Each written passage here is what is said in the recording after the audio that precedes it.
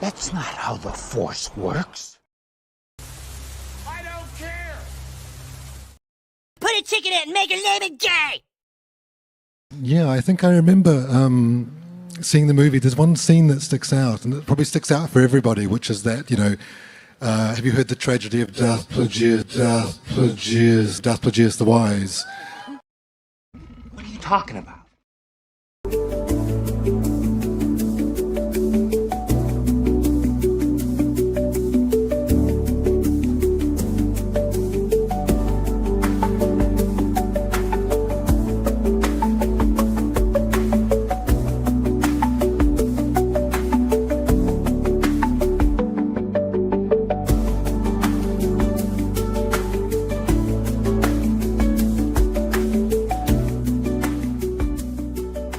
G'day guys and welcome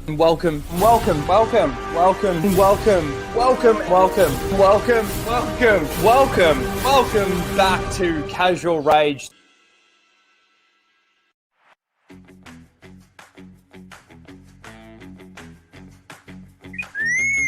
Prepare to start the show, R2. This is where the fun begins.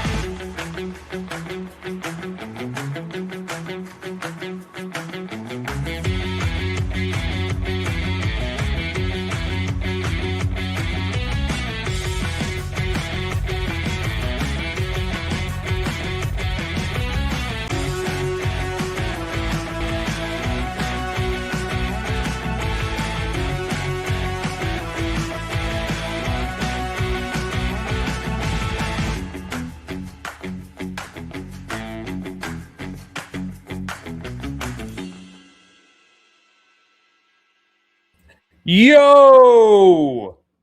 G'day guys and welcome to Casual Rage 261, where we casually rage out about the topics of the week.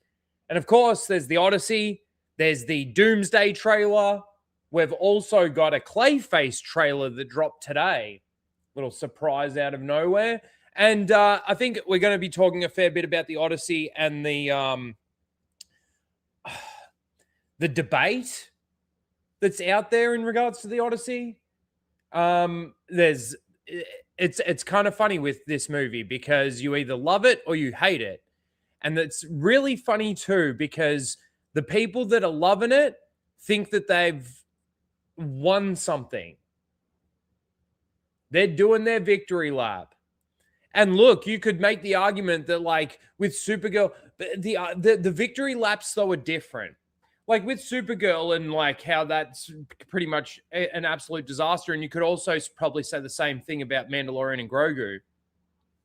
I was doing victory laps, especially for Mando and Grogu. But I think that's a little bit different. I could be wrong, but I think it is a little bit different.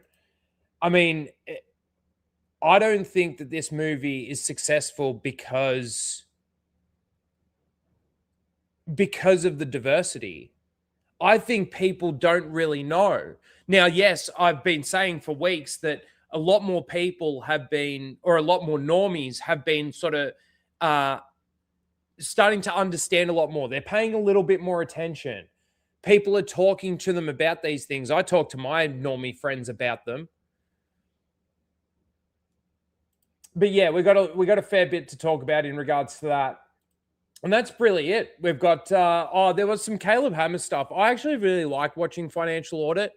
I don't always watch every episode that they release. Like they're, an hour and a half, 2 hours long sometimes, I think. or maybe they're around that length of time.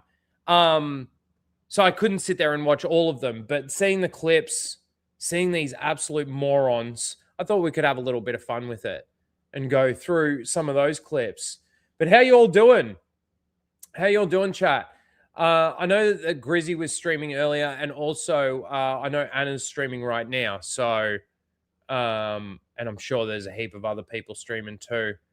Next week, actually, I do need to mention this. Next week is a bit of a 50-50 on whether or not Casual Rage will happen. But then for the following 2 weeks after that, I am on leave. So we'll definitely at least be doing Casual Rage. But I have a feeling I might try and sneak in a little bit more. Maybe we'll do a couple of gaming streams or something like that. I need to find a game to play, actually. I should go through. I've actually got games that I've never played. I do have Ghosts of Tsushima, actually. Maybe we could play a little bit of that. We'll see. Anyway, let's see who we've got here. We've got Dr. Coffinnails. How you doing, Dr. Coffinnails? Nitrium, how you doing? Good to see you. Brother Cruel the Ninth. I'd never know if I say your name correctly. I don't know how much you enjoy the stream, so I can't. It's good to see you. And I'm sorry if I'm pronouncing your name incorrectly. Caleb Levine. No. Does it sound even funnier coming from me when I emphasize it even more? Because I could just say no. And then you guys hear it the way you want to hear it. Fear of Fema, how you doing? Jimothy. Let's see. Jaron Carter, how you doing? Let's see who else we got here. Mike Hill, the great Mike Hill.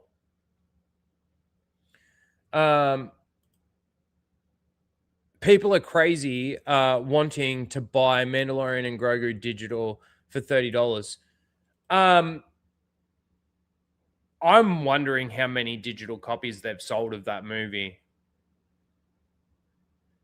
Because you gotta think, okay, in regards to the box office for that movie, what did we get to? 340 million or something like that. Think about this for a second. There was a lot of people, well, not a lot, probably in the minority actually, that went and saw that movie purely to review it and knew that they weren't necessarily going to enjoy it. That contributed to that box office. Let's say we'll go 25%. I think it might be a little bit higher than that. And then let's say 50% of the remainder would be normies. I don't think any of the normies are going to go out and buy that digitally. So the only people that are the new audience that Disney Star Wars actually has. It's all good. No one can pronounce it correctly. Oh, yeah, but I'm retarded too. So there's that. Hey, Sissy, how you doing? Yeah, I'm super retarded with words. No is still no.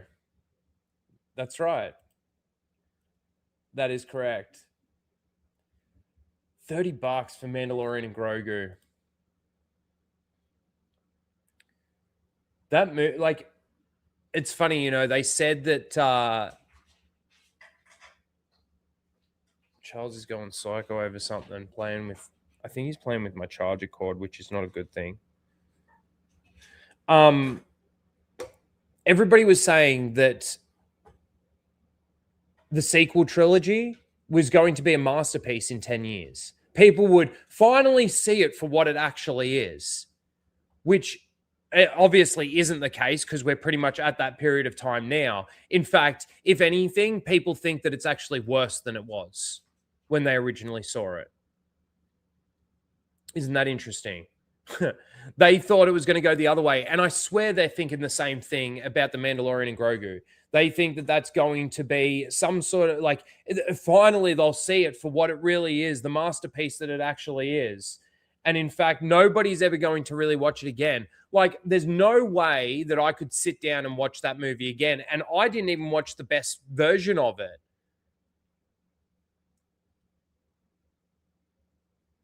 I did start playing Elden Ring. In fact, I got like, I don't know how far through it I actually got, but I've never gone back to it.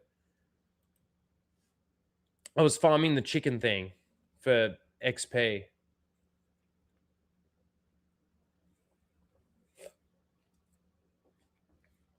Maybe we could do a little bit of that. We'll see. But yeah. And then they get something like the Odyssey and they think that it's some sort of amazing success. They think that it's like, and yeah, look, it's successful in regards to the fact that it's made a lot of fucking money. Let's bring it up. I was going to go straight into Clayface, but you know, sometimes the conversation just takes you in a different direction. Chrissy. The Odyssey. Look at that. 304 million, basically. That's really fucking good, isn't it? We can't deny that. Does that mean that it's a good movie? Certainly not.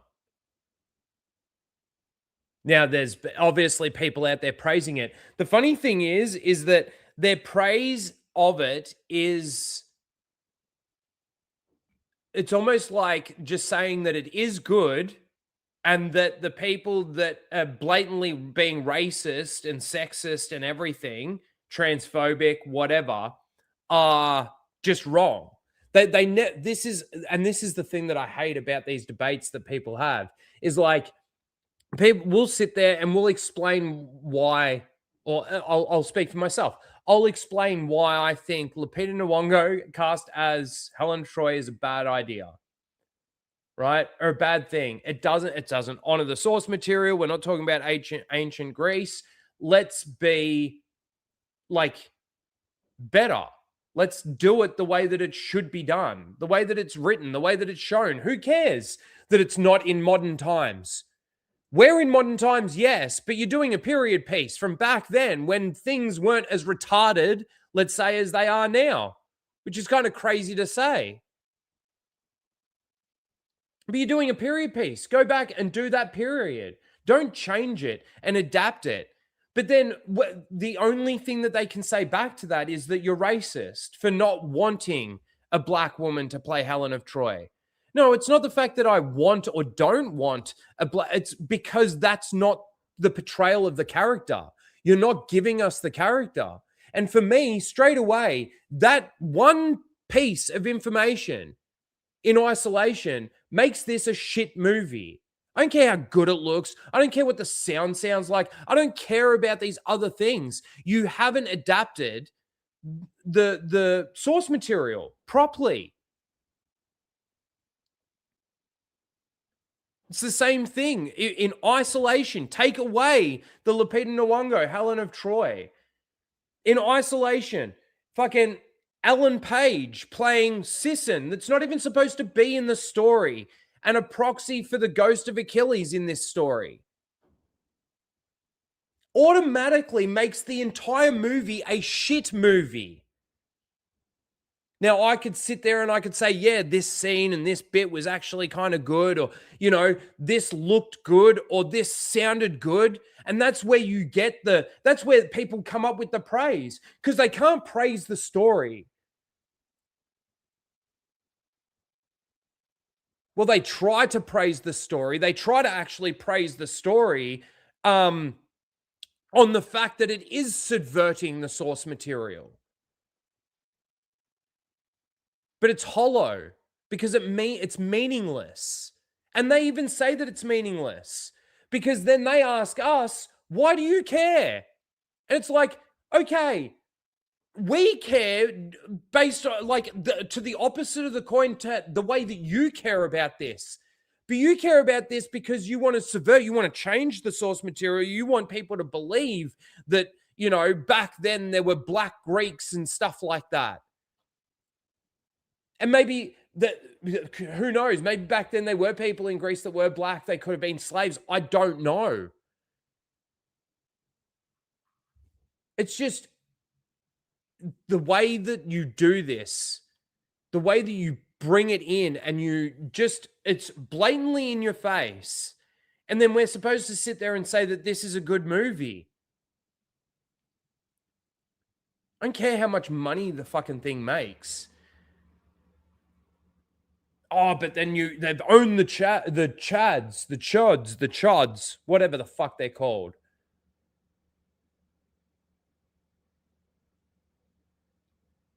Travis Scott as well. What are you saying? Lots of characters break law. They 100%.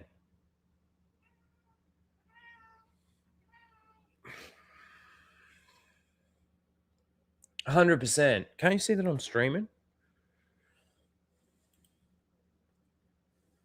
Like, but also too, just the performances. I mean, we're gonna talk about the Doomsday thing, but was it just me, or does Thor sound like he's literally phoning in the performance now? It's like they used to care, and these actors, they used to care, and they used to put in the effort to actually act and be a different character than the person that they are, the actor that they are. It really is Matt Damon. Like, I know I talked about the performance, but I finished watching it and I'm kind of like, It did really just kind of feel like Matt Damon being Matt Damon, trying to pretend to be another person, another character. Tom Holland. Now, I've only ever seen one other movie that I can actually remember. That has Tom Holland in it, where I thought that his performance was fine. And it was actually the one with Daisy Ridley in it. Walking Chaos, I think it's called. But the thing is when like he played Spider-Man, he put in the effort to embrace the character of Spider-Man. In that other movie that I saw, he embraced the character and obviously was able to do it well enough for me to not essentially typecast him into this is just Spider-Man, in another movie. This is Tom Holland just in another movie. Some of the chaos walking, thank you, dumbass. Hey.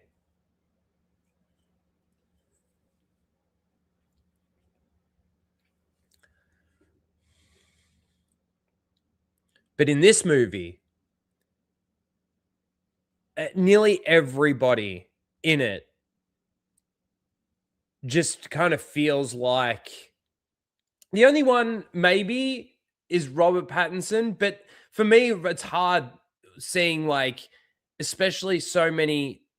You used to be able to do a star-studded cast in a movie and it not be so jarring. This is supposed to be a star-studded cast, but everything feels so jarring.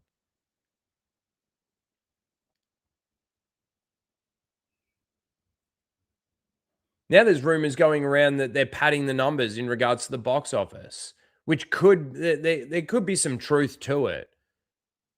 Who knows? They've been botching the numbers on Rotten Tomatoes and some of these other things for so long. G'day, Ryan. How you doing?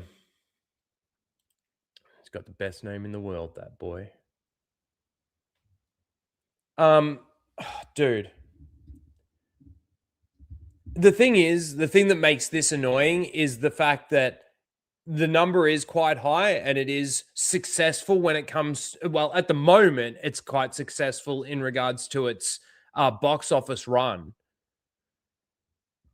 But what lessons are they going to learn from this? What lessons are they actually going to learn from this?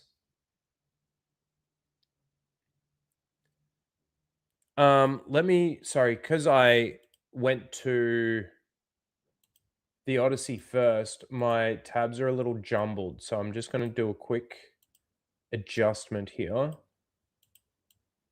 I can't wait to watch. We're going to watch this early on too. Grizzy's video. That's Clayface. 2 more tabs here. We got a few. All right. G'day, Laura. How you doing? Good to see you, as usual.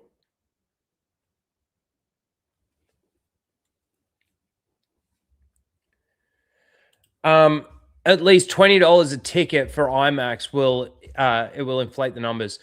Yeah, it definitely will. But I have heard I was watching Anna's stream just before this, and she was going through something in regards to people talking about theaters showing as sold out, but nobody being in the theaters. And it just makes you like, I don't know. We could go talking full conspiracy when it comes to a Hollywood movie. But with this type of movie, it honestly, and in the day and age that we're in, it honestly wouldn't surprise me. Yeah, the budget was only 250 million, but then the studio also spent $100 million buying fake tickets.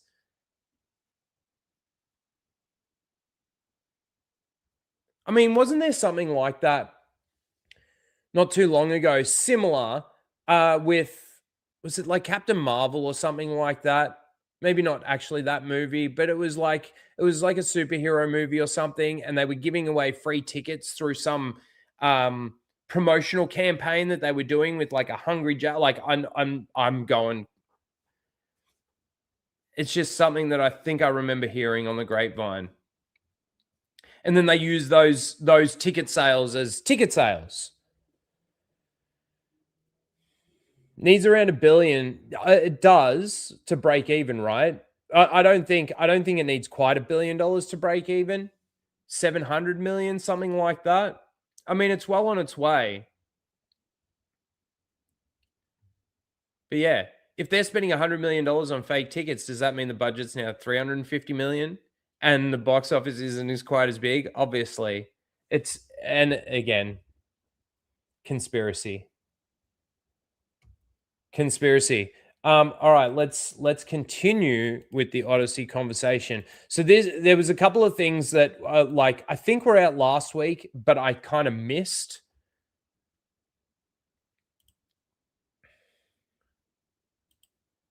Some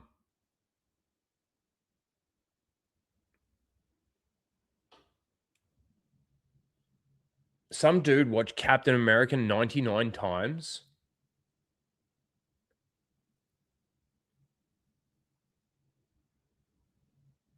That's crazy. I would never go and see like a movie that many times. I think the most that I've ever gone to see a movie, actually, I think it was when I was younger. I went and saw The Mask like 4 or 5 times with a friend of mine. We loved that movie.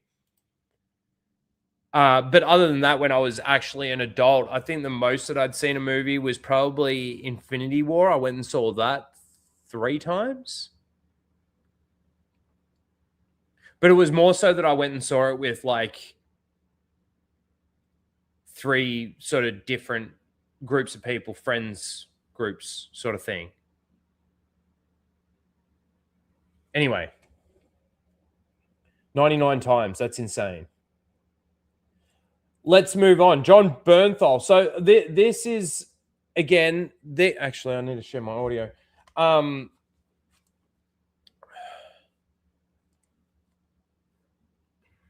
started watching this and I can't really remember, but I just do remember saving it. Hold on one second. Here we go. All right. Let's just listen to what he said. What do you feel like you learned? Hold on. What do you feel like you've learned?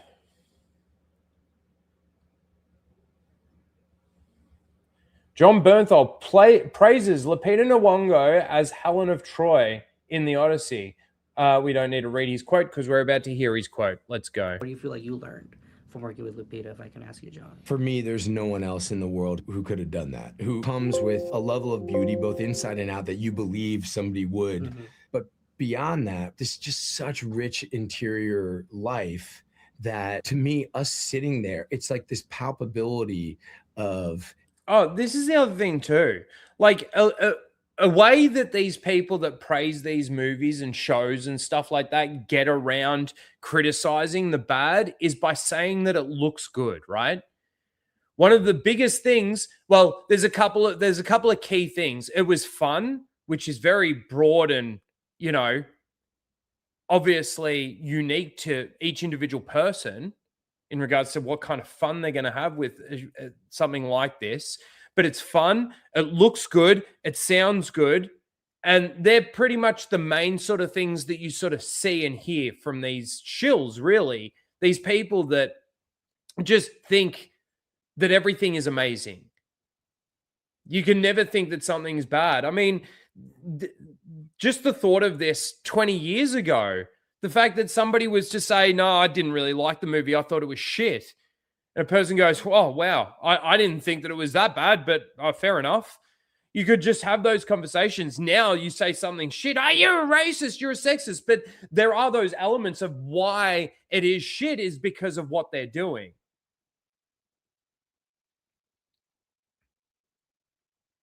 But they're like the main things that they kind of use in regards to, like I said, getting around actually giving the actual feedback or the truth in regards. See, some of them I really feel like it is just a bit of an act. It's not to say that they don't believe the things that they're saying, but in the back of their mind, surely there's something tickling the truth fucking thing saying, you know, I'm wrong here. Anger, of shame, of regret, of love, of you know, all this stuff that's probably been spoken and unspoken. You know, you could kind of just feel it between us while we were doing that. And what a awkward, insane, twisted, you know, family they are now, and really unhealthy, probably from sort of the beginning. I love what you just said, you know, just about the economy of it, to try to convey that all within the limitations of just a little bit of screen time and just to have it sort of exist between us. I don't think there's anyone else that could do that. Oh, really? No one else? It was her. Yeah. What do you feel like you? It's just overwhelming praise of like a lot of word salad too. There was a lot of a no answer in his answer. It's just a bit of a jumbled mess. You know what I mean? Yeah. Yeah. Bernthal kissing the ring. Yep. And this is the thing that also starts putting people off. The people that are paying attention. I show clips like this to my normie friends. One of my mates goes, so this movie is just going to be shit then. I'm like, well, yeah. Well, I think it is.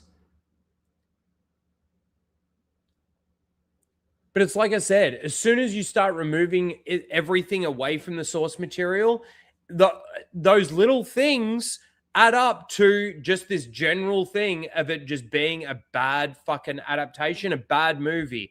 It's a bad movie that looks good, that sounds good, and that can be a bit of fun. You take out culture, you take out morals, you just shift everything. Now, this is a movie for adults. You're obviously talking about an R-rated movie and everything, but I keep bringing up the Toy Story 5 thing. It's almost like the subliminal messaging where the normie parents out there are going to say, hey, that was a bit of fun, that was enjoyable, something good for the kids, nothing too bad in there.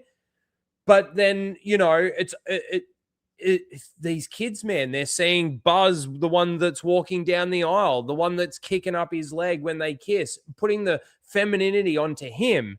It's basically then making it okay that when they start growing up and going through these school systems that are woke and bullshit and, you know, got LGBTQ flags up on the wall instead of fucking their country's flag or whatever, doing Welcome to Country as opposed to the actual Australian national anthem. You know, my mate said his kids know the Welcome to Country better than they know the anthem, national anthem. That's crazy.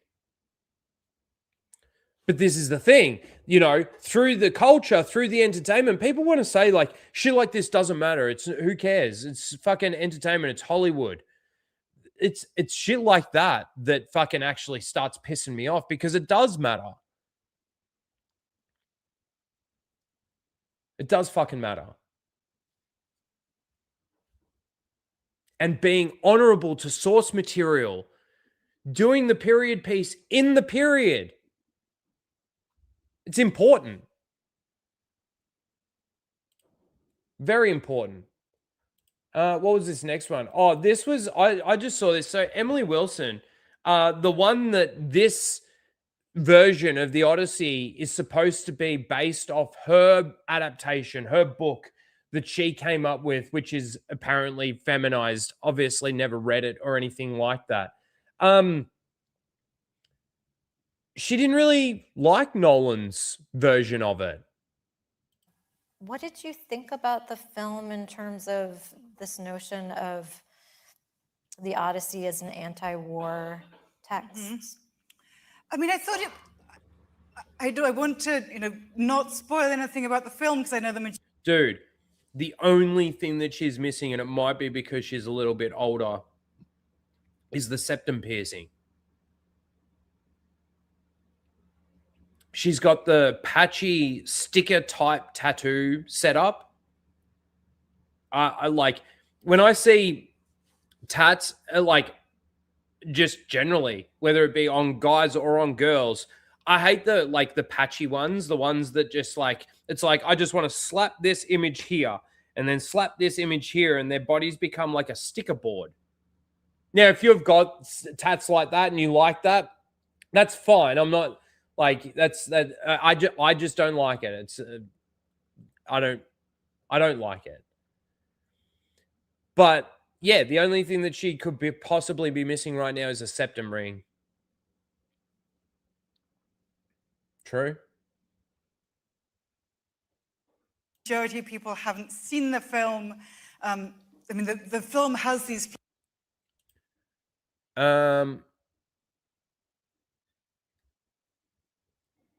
Is John Bernthal Jewish? I wouldn't have thought so. What is his nationality? Is he Italian? Flashbacks to the Trojan War. I'm not sure if I see it as an entirely anti-war film.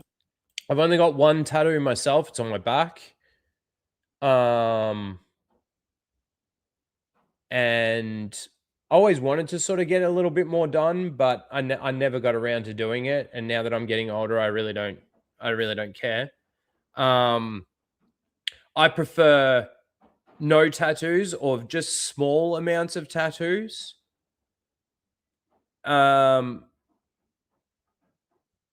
yeah, it really depends. It really depends. Some look really good and some look really shit. Sometimes maybe good, sometimes maybe shit. But it certainly presents us with an Odysseus who feels very bad about certain things that he's done in war and is struggling to process them in a very, I would say, very modern psychiatrized way. And he's struggling to process them and needs drugs to do so for help with his recovery. Right. And he seems to feel bad about being a warrior, and we never actually get to see him doing much warrioring, which I thought in a way was a bit of a shame. I mean, we do get to see the boat, which is lovely, but I think in some ways, I mean, I was realizing, thinking about the film, there's a tolerance for ambiguity in the world of the Odyssey, which I don't think there exactly is in the world of Hollywood blockbuster action films. Right. And I think that's one of the big challenges for Nolan, right? Yeah. Is that he has to make the protagonist a likable all-American hero, Right. which is a real challenge. No, it's the hero's journey. It's this American hero. Fucking hell. These people are so stupid. And she did actually, there was a little bit of word salad in there. If you're basing this on a poem where the hero is not necessarily motivated by romantic love or being a nice suburban parent, but actually he wants glory and he wants to get spoils from the sack of a city, which is you'll see what Nolan does with all of that. But it's different things from what Homer does. Right. I kept looking in vain for a sense that this was a film about glory. I think it's a film that has some interest in shame, but I don't think it has any interest in glory. I was going to ask. Wow. Doesn't have any interest in glory. The thing is that it should. Yes, you're right there. But interested, it's, man. The shame side of what she's saying? I don't know. Maybe. It's just shit. How many cats you think she owns? 10. Ask you sort of if there were any scenes from the book that you wish had been in the movie, or tonalities, or if you had written the screenplay, are there moments you would have loved to include? I mean, this is a very different adaptation from any that I would have done. So I think but it is very much in tune with things that Nolan has been obsessed with his whole career. Right. So I think, if you're a Nolan fan. Okay, and then she starts talking. I'd actually want to sort of hear more of what she has to say.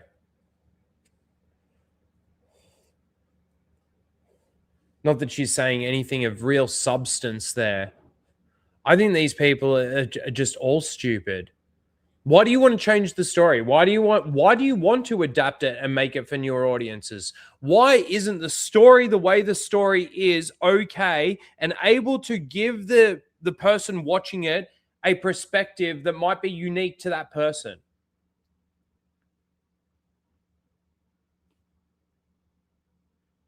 I'm sick of being told through entertainment and stuff, like through the movies and basically from Hollywood, how I should think about things morally, how I should perceive the world.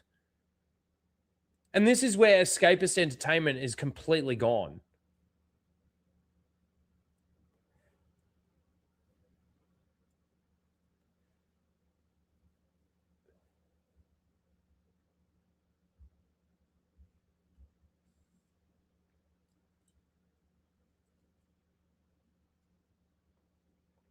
It's true. It's true. All right, we're gonna actually watch Grizzy's video. So this is basically just the shills going on, and there's a fair few right here at the very beginning that we're sort of going to go through. Probably EFAP this down a little bit. If you're not subscribed to Mr. Grizzy, go and subscribe to Mr. Grizzy. Mods, if you could, please put the link in the chat. If you'd be so kind. All right, let's go. Please let me know if there's no audio. Nyong'o in the Odyssey is a really weak way to code war racism. You're probably the kind of sad, lonely puppet who's still using Twitter in 2026. Lupita Nyong'o is one of, if not the most staggeringly beautiful person alive. That is her in the movie. Now, even taking away the scar, the most beautiful woman alive.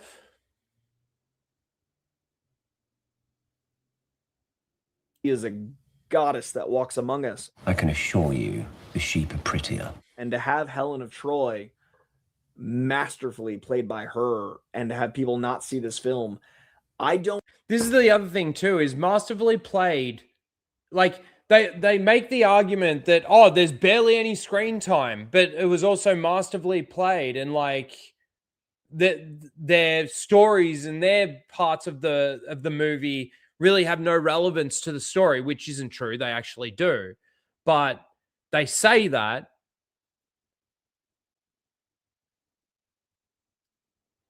To refute the fact that we have a problem with these people being cast and being in there. But their argument is like admitting that there is a problem. For them to sit there and say, oh, they're only in there for 5 minutes, so it doesn't really matter.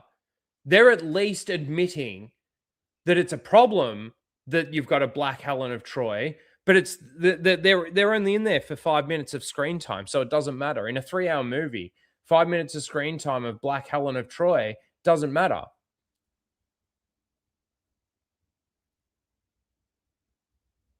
You see what I'm saying? It's a really stupid argument. I don't understand a level of racism where you're just publicly racist. Let me ask you one question though. When did you become such a pussy? Hey, soy genre of the real rejects, I got one just for you. So, what did the Black Terminator say to his family? I won't be back. What a miserable way to live your life. I try, Roxy, I really do. Anyway, the Odyssey is out, and according to quite a handful of people out there, it is objectively a masterpiece. Is Christopher Nolan's The Odyssey the best movie of the year? Yeah, probably. And after experiencing Christopher Nolan's The Odyssey, I have to say this is a once in a while type of cinematic event that you get. The Odyssey is a great movie, and you got to go watch it, especially because its success pisses off the most racist and insufferable people on the internet. That's the thing. That to them now it's just a gotcha. To them now it's not even really about the movie. It's already been successful in its opening weekend. Now pile on and just say that it's a success. Now we'll see how it goes after this weekend. See what sort of drop off if it does. And then obviously you've got Spider-Man the following weekend, which I think is going to take a lot away from it.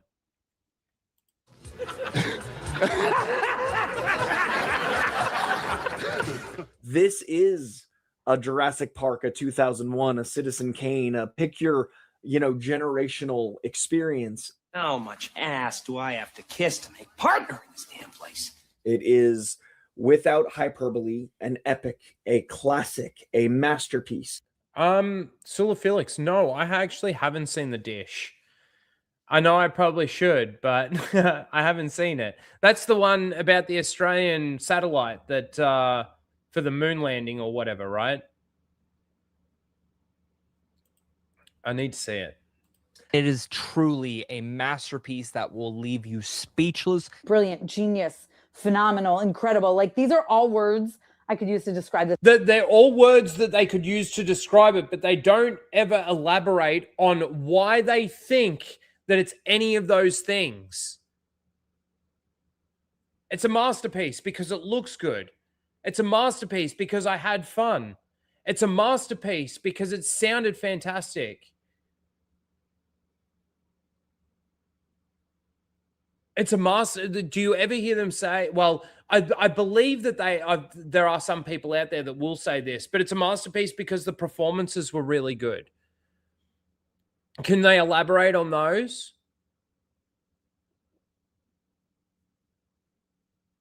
What did you get when you were watching Sinan on the screen?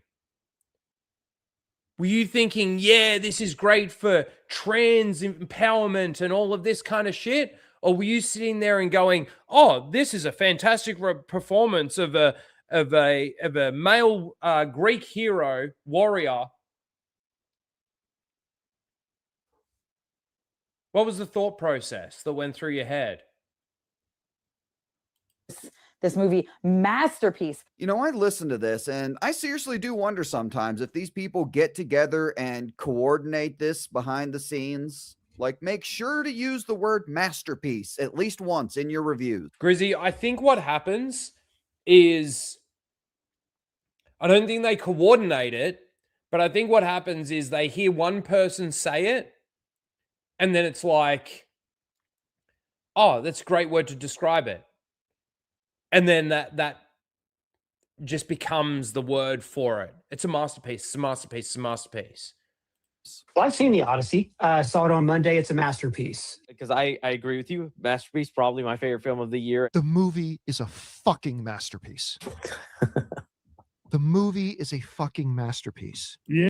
The thing is, again, with John Campier there, like, the movie is a masterpiece. Just because you repeat those words doesn't make it true. It doesn't mean it's going to come true. How about you tell us why you think it's a masterpiece? I mean, I would have to sit down and watch your fucking stream or watch your fucking video to know that, which would just be painful. But it really does feel like none of you ever elaborate on why you think it's a masterpiece, why you think it's so amazing. I got an erection. Say you don't agree that it's a masterpiece. Maybe you think it's a little slow here and there, which I'll say that in a little bit. But I'll say that in a little bit, but it's a masterpiece. He's trying to concede to appeal to you to think that, okay, yeah, there are some faults in it, but realistically, it's a masterpiece. Even if you don't agree with me. So a lot of these guys, and I find this hilarious, they can't even comprehend the idea that there are people out there who might not have liked the movie, might not have thought it was a masterpiece, and God forbid, might have even said it was awful. But see, that was sort of what I was saying before too. You go back 20 years ago, right? Into the late 90s, maybe the early 2000s, around there, and you get two people in a room or whatever, and one person loves it, one person hates it, one person thinks it is a masterpiece, another person doesn't. And for whatever those reasons are, I swear, the person that thought it was a masterpiece and the third person, that I reckon they could both back then come up with reasons why this person thought it was and this person thought it wasn't.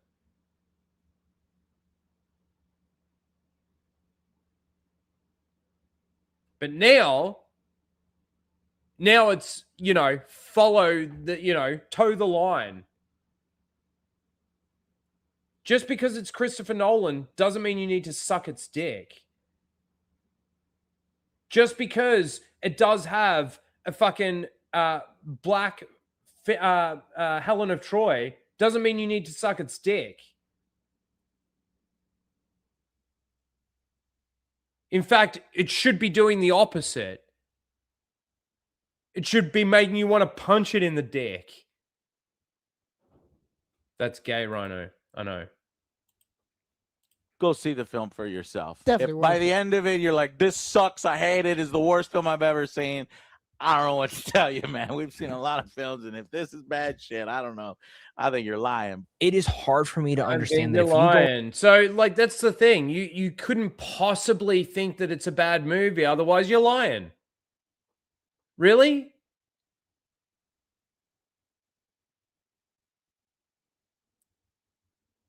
It's kind of like the Mortal Kombat movie, for example. We all know that it's not a great movie, but it's definitely like a guilty pleasure kind of thing.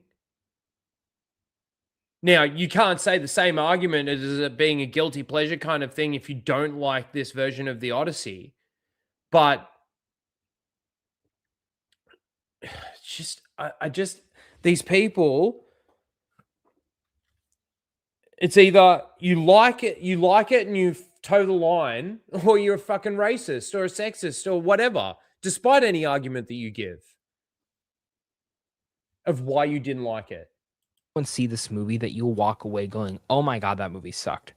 Oh my God, that movie sucked. You can't do it. You just can't do it. Alan from Film Thread has been getting attacked nonstop after posting his review up on Rotten Tomatoes because, God forbid, it was negative. I just don't know how you can walk away from experiencing this movie and feeling that way or being disappointed in some way. It's almost like they're trying to dissuade and in some cases even shame people for commenting negatively. Have you covered the Rotten Tomatoes bullshit review shenanigans? Funny because Jeremy always talks about context, yet won't give any credence to that when he is running defense for the Odyssey. I haven't seen Jeremy's stuff in regards to this. I have seen stuff in regards to something dropped on Asmongold's subreddit or something like that. I saw Anna talking about it on her stream, and I haven't looked into it, so I'm not going to go into that today. We might end up going over it on Flashcast. I don't know, but it seems more like the true score is around that 56 or something percent mark as opposed to this 96 sort of percent mark. So it's like they're running cover for it. But that also, then there's also the those ticket sales things. There's a bit of controversy and a couple of rumors going around about a bit of a conspiracy there. Need to look into it more. About this film on the internet. You can, say this is going to bomb. There's an agenda. There's this. This will not work for you. What a miserable. Well, no, when like nobody actually said ever that they thought this was going to bomb. In fact, if anyone did out in this sphere right now, maybe I was the closest to it. I was trying to say, I want to try and give the normies a bit more of the benefit of the doubt here, that they're actually paying a little bit more attention now. Now, maybe that's only in my sphere, my small group of friends. But that might be because I'm actually showing them a lot of this shit and a lot of the stuff that's going on.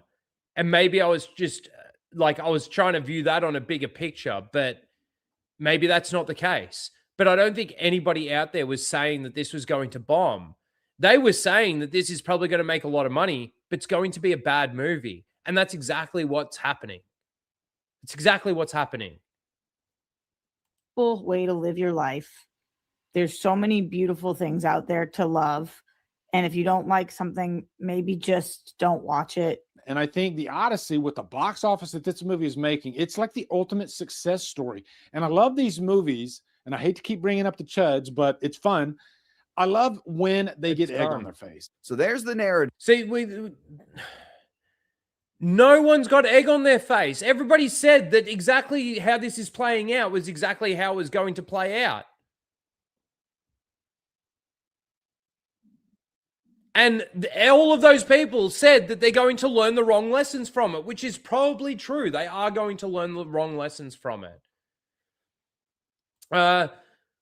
Then you also have to believe that IMDb user scores are also fake. 181,000 users have rated the film, an average of 8.6 out of 10.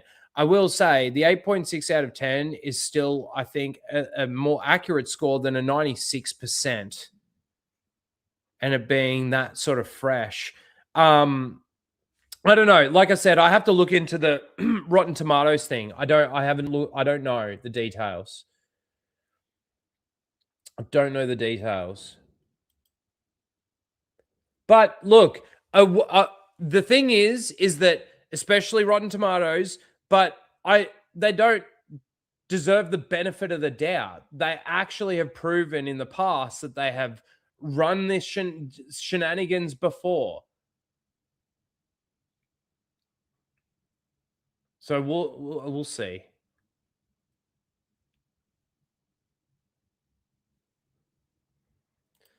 Also, Valiant Renegade, it has been saying the break even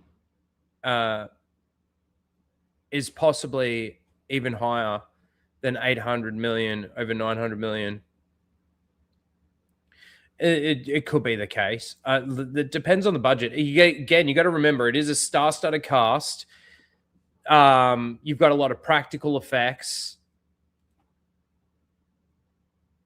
The budget's pretty high, you would think. And what is it? It's reported right now at 250, I believe.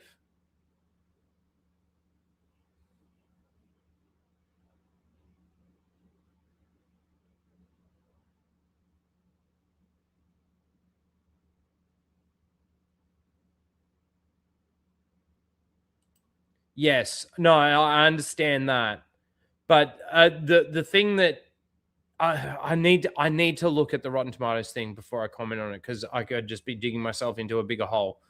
G'day, Mr. Bantham, how you doing? The Odyssey owned the chuds and the grifters. They're not going to win this battle this time, and they need to. It's not what. See, they're going into this like thinking it's a fight. But they're going into this thinking it's a fight because you could say, if we're looking at this as win and loss, they lost when it came to Supergirl. They lost when it came to Mandalorian and Grogu. They've lost all of these fucking battles. So this is one that they're getting over on us. They're viewing it as a battle like that. I don't view it like that. I think that this is a shit movie. I think it's a bad adaptation. I think that the Toy Story 5 movie, for the same reasons, for those subliminal fucking messages and shit like that they're basically trying to indoctrinate into kids, it's a shit movie. It blankets it as a shit movie. Lupita Nyong'o cast as Helen of Troy blankets this movie as a shit movie, in my perspective. The fact that every fucking character acts like them as an actor. Matt Damon is Matt Damon, and fucking Tom Holland is Tom Holland, and Zendaya is Zendaya, and fucking John Bernthal is John Bernthal. Blankets this movie as a fucking shit movie. Because the entire time I'm sitting there watching it with American accents and fucking modern vernacular, daddy, you're pining for a daddy you always wanted. Fucking all of the shit that they fucking put in there takes me out of it. It's not a movie that gives me any form of escapism at all. Accept defeat. Admit that the Odyssey is a masterpiece. Trust the Rotten Tomatoes score, which is all of a sudden gospel now. Bend the knee and take the L. Bend the knee at this point. Just take the L. Take the L. It's like it's okay. You won the Supergirl battle. You won these other ones that you were going. You won those. It won the Supergirl battle. So stupid. They created something shit. The reason why we won the Supergirl battle is because they released a shit fucking movie. The reason why we won the Mando and Grogu battle is because they made and released a shit fucking movie. You fucking glazed them. You glazed all of them because everything's got to be amazing, especially when it's got messaging in it, which everything fucking does these days. So everything's got to be the next best fucking thing. It's kind of the same thing with Star Wars, just on a broader scale when it comes to Hollywood. This is the best Star Wars we've ever had. Skeleton Crew comes out. This is the best Star Wars we've ever had. Fucking Acolyte comes out. This is the best Star Wars since the last Star Wars. Fucking Ahsoka comes out. This is the best Star Wars since the last Star Wars that we had. But this is on a broader scale of it being completely Hollywood.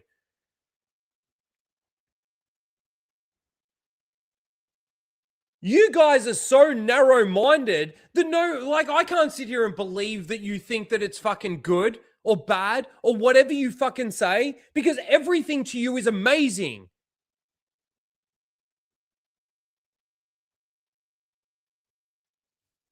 Why? Why do you glaze things so much? Why is Alan Ing the only one out there that can actually give this some actual criticism? Is it because as soon as you criticize this movie, despite whether or not it's got to do with Helen of Troy being black, you're going to be labeled a racist? Bigoted? Because that's the narrative that you push out there, so of course it's going to be that way?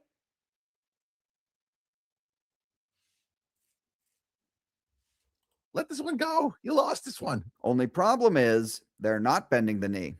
They're not taking the L. They're still making videos ripping on it. And that is driving the woke lunatic portion of the Odyssey fandom. Because it's shit. No matter the money that it makes, $300 million, who cares? It's fucking shit. And they don't want this out there because word of mouth is very important these days. You wait. I don't think it's going to happen. I honestly don't think it's going to happen. But let's just say, for the sake of the argument, the second weekend has a 70% drop-off. You know what the narrative is going to be pushed by these people? Oh, the chuds fucking made these people not want to go and see it. Is that because they trust them more than they trust you? Because shouldn't your overwhelming praise for this movie that you're putting out there cause you to make people to want to go and see it?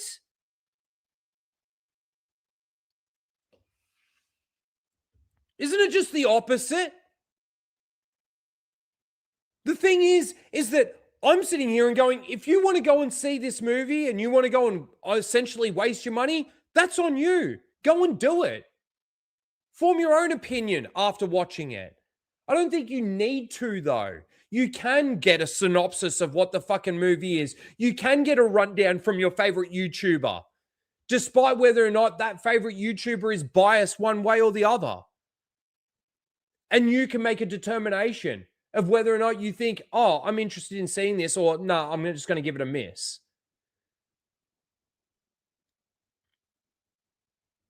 What happens when they watch your videos? Angry Joe or Harloff or anybody else out there? Are you inspiring anyone to go and see it? Is that your goal? You want to make people go and see it?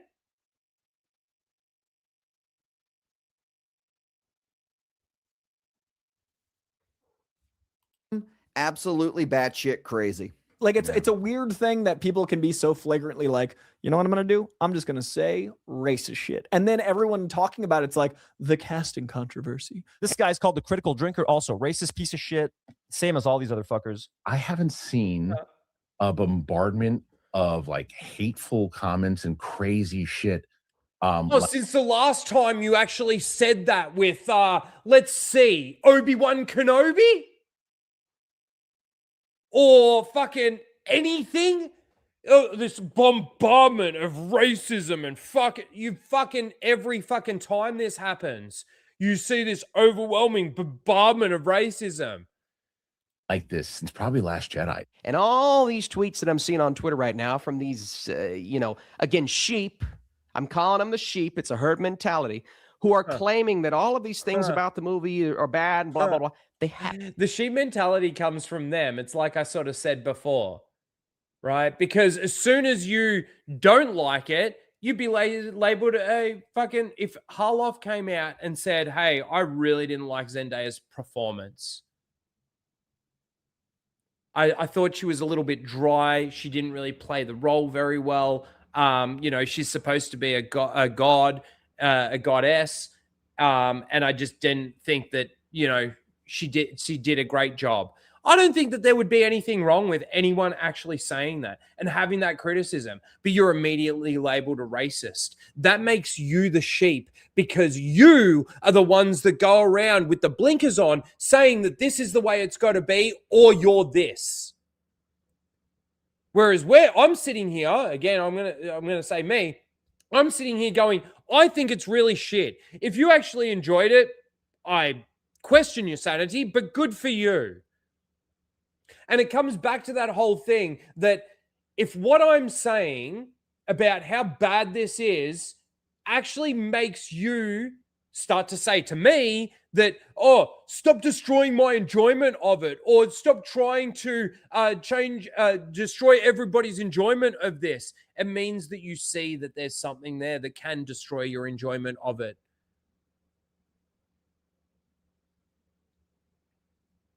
Haven't seen the film. They just haven't seen it. Yes, they have. And this staggeringly beautiful woman being not worthy of being Helen of Troy in these people's eyes. I don't understand that version of humanity. She's not beautiful. She's not pretty.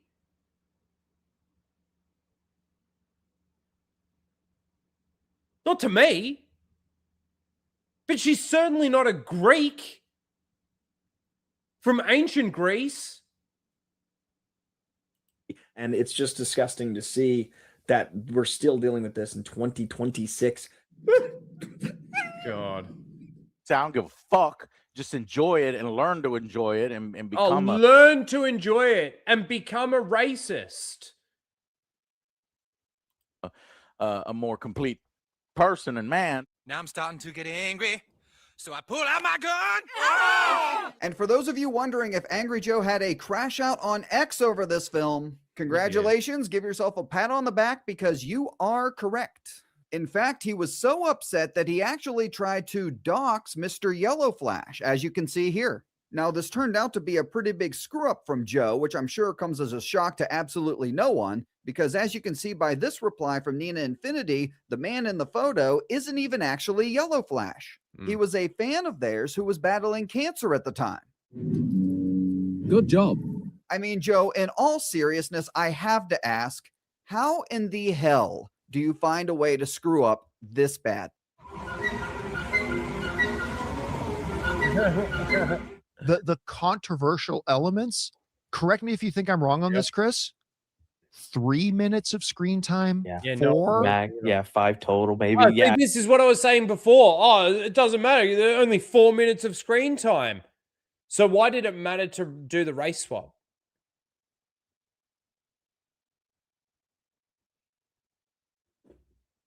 And is our criticism no longer, it should actually be valid because she's only had 3-4 minutes of screen time.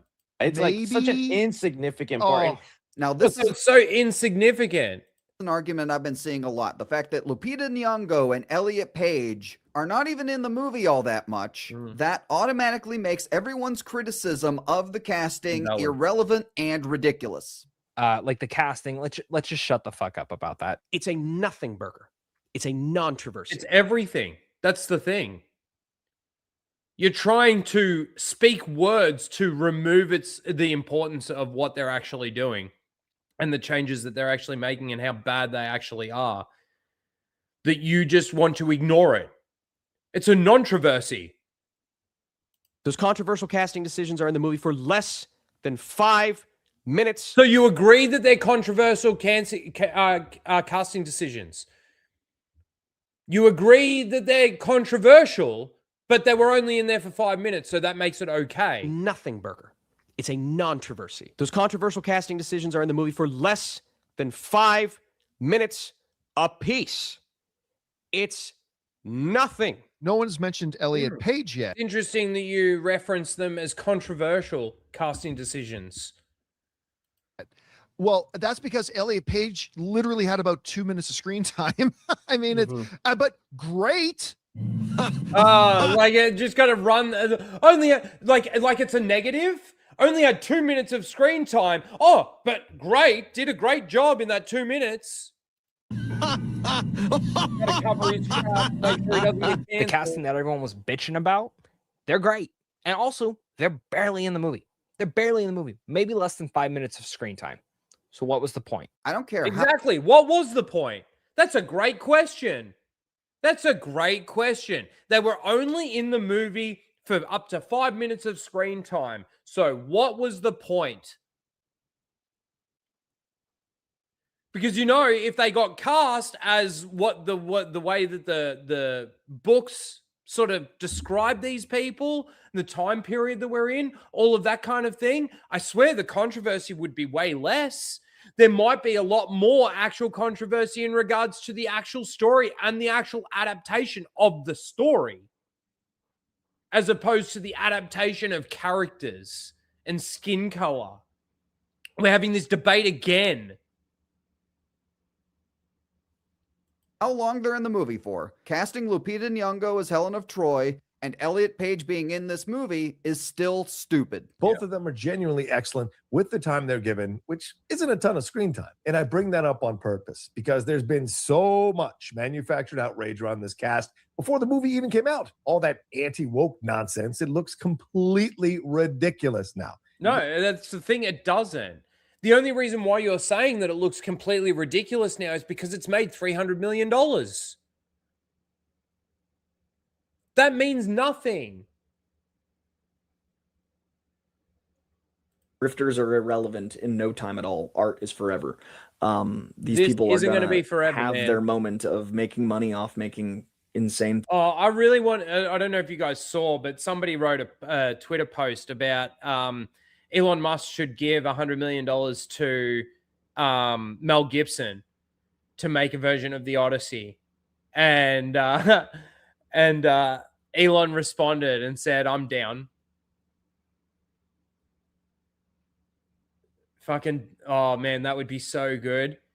And if they could actually get away with doing a really, really good adaptation and make it look really good for like $100 million, which I'm sure Mel Gibson could probably do. Because the thing is, for a story like this, you don't need to cast big names. You don't need a star-studded cast. You just need good actors that embody the characters and honor the source material in the way that they look and act and speak. How good would that be? And then comes out and just dominates. Thumbnails. The whole controversy was just noise for the sake of noise and for these people to get clicks, likes, engagement, and grift money off of their followers. You know, I always roll my eyes when I hear this argument because you were doing the same exact thing, but in reverse. If the movie truly is the masterpiece that you all claim it is, then aren't you in turn going to make a whole bunch of money glazing it? It's not like you're doing this for free. Please remember to send your Streamlabs super chats as we go along. Already a really big super chat right off the bat. Thank you, Joseph. We'll read that in just a little bit. So yeah, let that be a. Where are my super chats, chat? I haven't got any today. Send me super chats.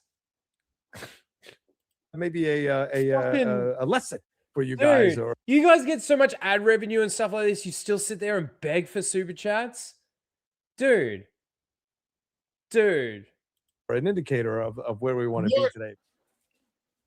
Give me money, give me money, give me money, give me money, give me money. Yes, a lot of people really like this movie. Obviously, I'm not denying that. And there's a lot of people who don't like this movie also. With the exception of Rotten Tomatoes, the reaction to this film on other sites like X, YouTube, Metacritic has been very mixed. And apologies for repeating myself. I know I say this a lot, but Rotten Tomatoes does not reflect public opinion. Rotten Tomatoes is used to try and shape public opinion. Look no further than the conversation surrounding the Odyssey. Now, before the movie came out, people thought Elliot Page was playing Achilles because people started spreading the rumor that Elliot Page was. Dude, dude, buy your groceries. Don't fucking send me money.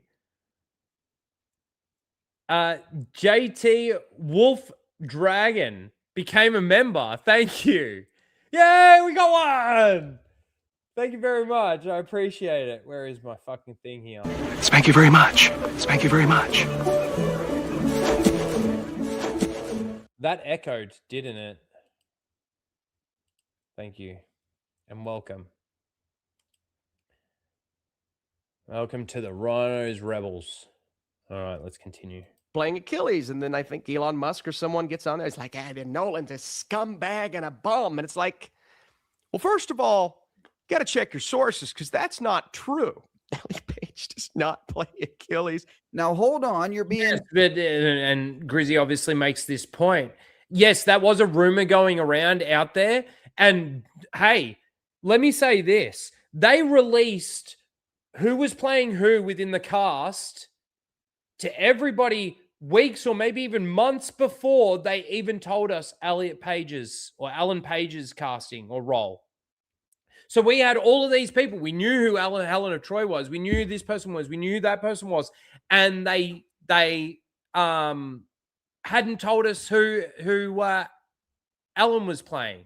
So the thing is with that is the rumor was out there. Nobody was really denying the rumor. And we still hadn't known who she was playing. So the rumor grew some legs. Now, the thing is even though she doesn't play Achilles, she is playing a proxy for Achilles. Oh, here's a super chat for you, Mr. Rhino. Thank you, Nitrium. I appreciate you. Purposefully vague here. There's a reason people thought Elliot Page was playing Achilles. They replaced the ghost of Achilles with Sinan. So essentially, Elliot Page plays. And the reason why that is actually the truth is because the conversation that Achilles has is the conversation that Sinan has in this movie. Achilles is a proxy for is a proxy.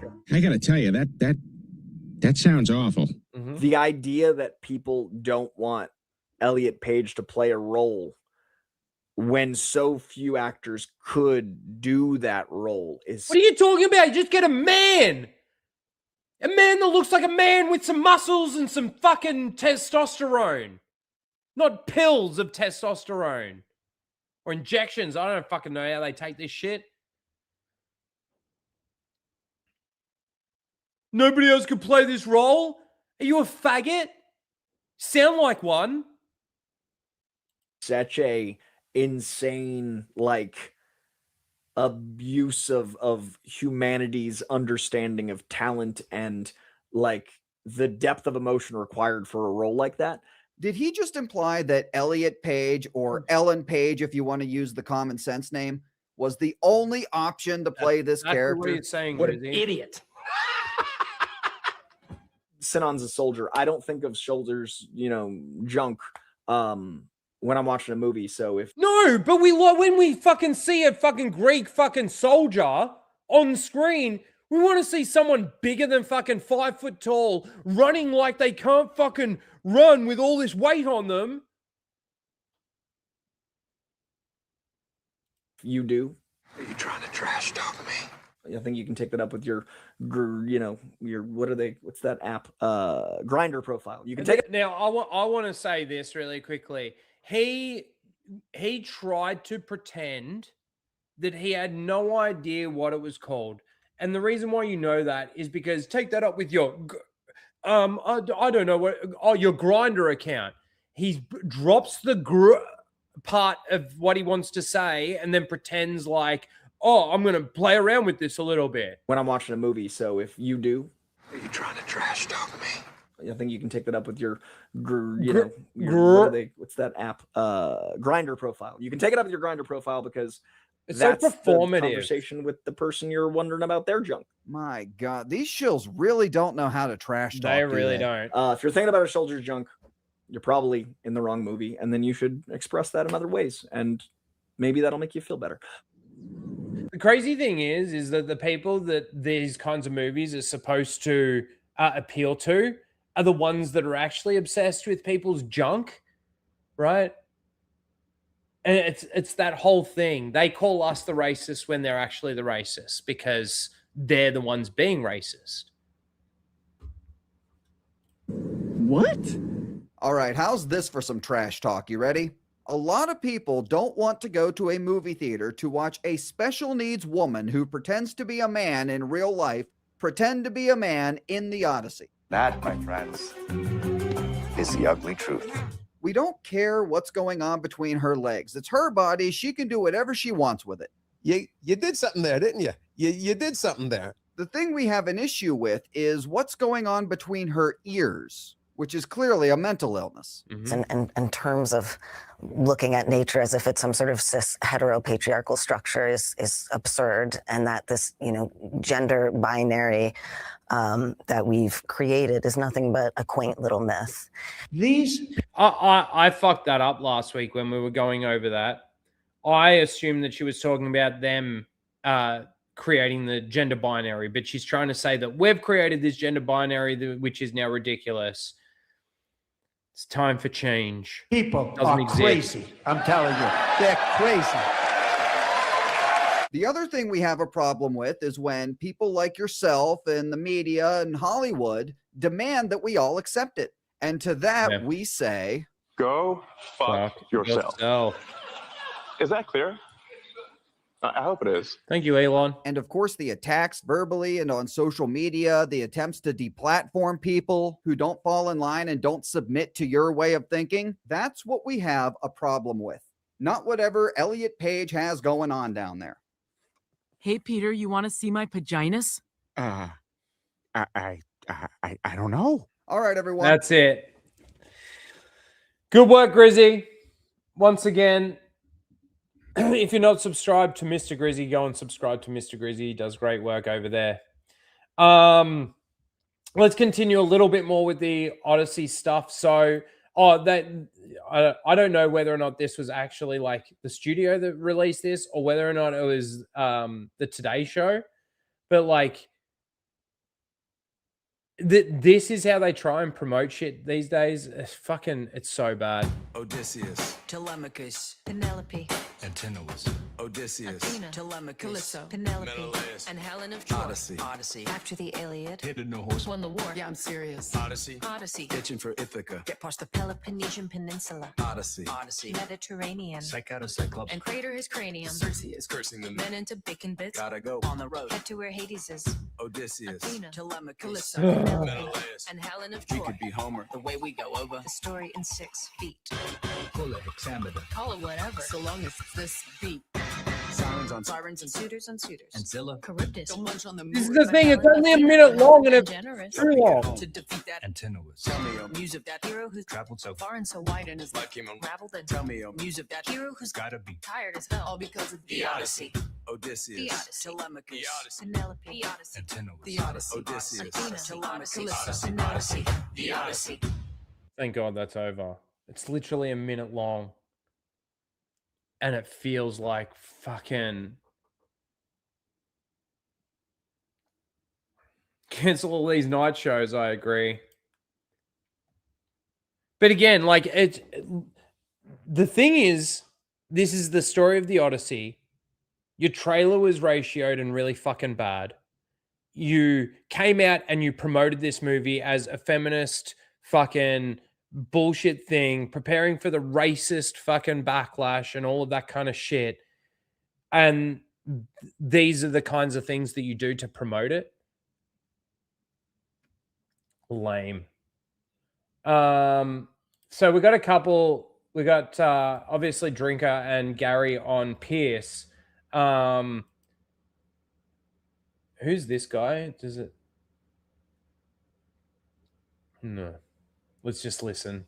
I think for me the question is always, good night. Is it historically accurate? Yes, but also what's the genre?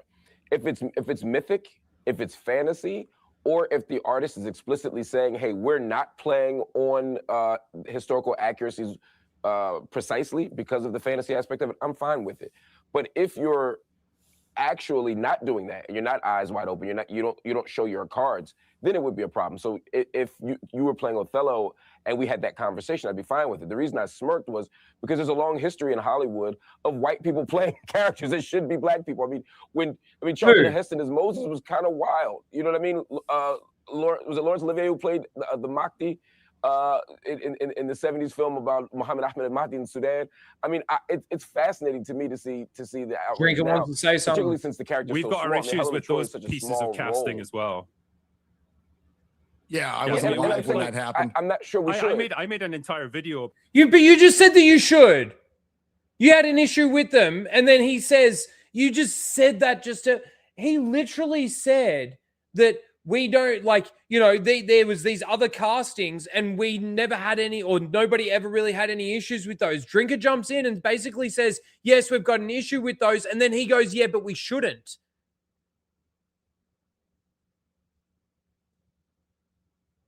They're goldfish, man. They literally swim up to the side of the tank. They hit the tank. They think to themselves, "Oh, don't do that again." And then they hit the tank again.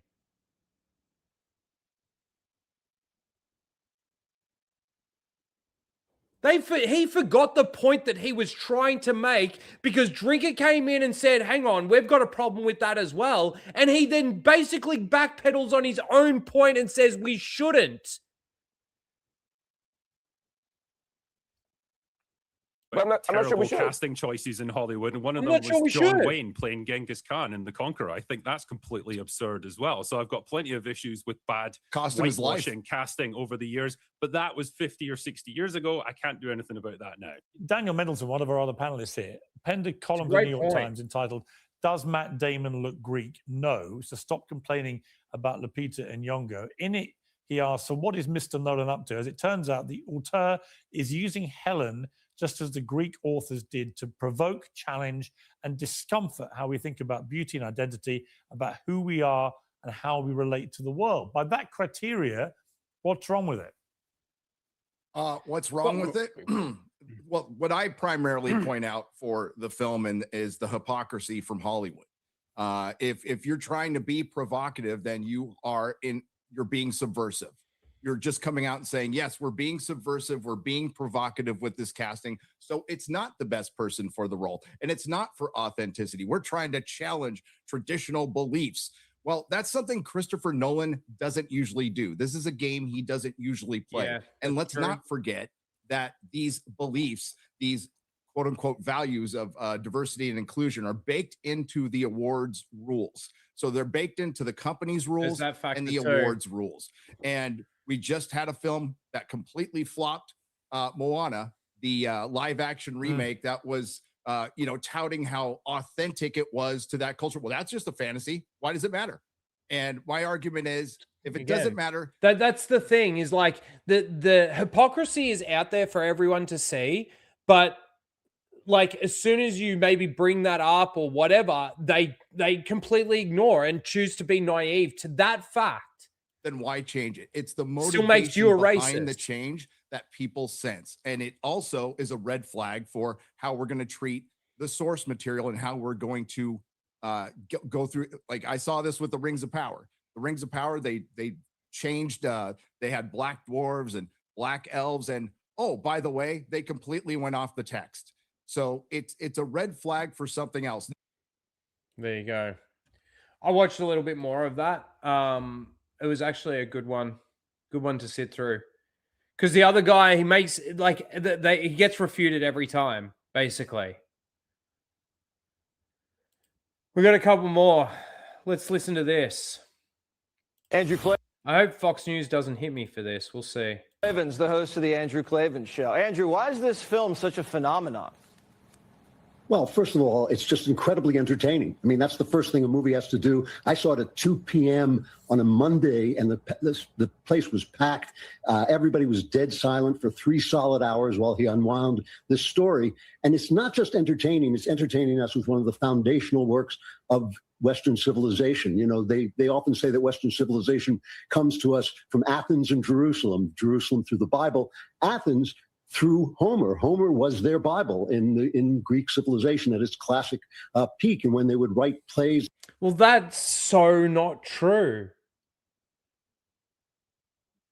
Because there's a lot of fucking Greeks that are Orthodox. What are you talking about? He's basically trying to equate the Bible to fucking Homer's stories. Fictional stories compared to the Bible? That's a stupid analogy. The great playwrights, Euripides and Sophocles, that were writing stories out of Homer in the same way we tell stories out of the Bible. So what you're seeing is kind of who you are. You're seeing who you are played out on screen. The set pieces, which are what we all remember when we read the Odyssey, the set pieces are absolutely brilliantly done. Nolan is a great visual director. The fight with the Cyclops, the taking of Troy, the demon who changes men into swine. I mean, it's just remarkable filmmaking at that level. And it's just a lot of fun. I was, swept up in it. I know this story really well. I've read this poem many, many times. And yet I was in suspense watching scenes where I knew the outcome. And if you can do that, you're a storyteller, and that's what Nolan has become. And I think that's a wonderful thing. And it tops off a summer, by the way, in which all of the old and woke films died the deaths. Supergirl, the Star Wars thing that they've ruined they all just absolutely went down the drain. Whereas I've been jokingly calling it white boy summer, not because I don't think many people have. But see, this is again the narrative that they're going to be pushing is like, oh, see, it's successful. It's not woke. That's not true. It's as woke as it gets. It's as woke as it gets, and it's as shit as it sounds. Of talent, many different kinds of people have talent, but they excluded white filmmakers for years in Hollywood. The last 5 years or so, they've thrown them out. They've fired them from their television positions. They've refused to hire them openly because they were white. And now the 3 biggest hits of the summer are Obsession, Backrooms, and this, all made by white creators, which just proves that racism is a bad way to hire people, whether you're doing it against black people or white people. And so it's really a wonderful return to a storytelling venue that has been essential to Americans, essential to the American mindset. and was lost to us for 5 or 6 years because of this woke mind virus. And let's just hope, look, I know people in Hollywood. I worked in Hollywood for years. They hated this too, but they just felt they had to go along. And let's hope the money will speak and the crowds will speak and people will start to get stories and they love again, we already know, based on even just what you said, they're going to learn all the wrong lessons from this being a financial success.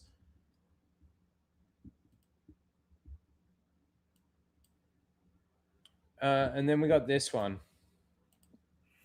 Hey, Steve Dace here, and I just got out of the Odyssey. Steve Dace, he's I don't know, he's a fucking just a conservative commentator or something is what I saw. I just saw it and thought, let's just watch some random. And let me not bury the lead. Christopher Nolan ought to be ashamed of himself.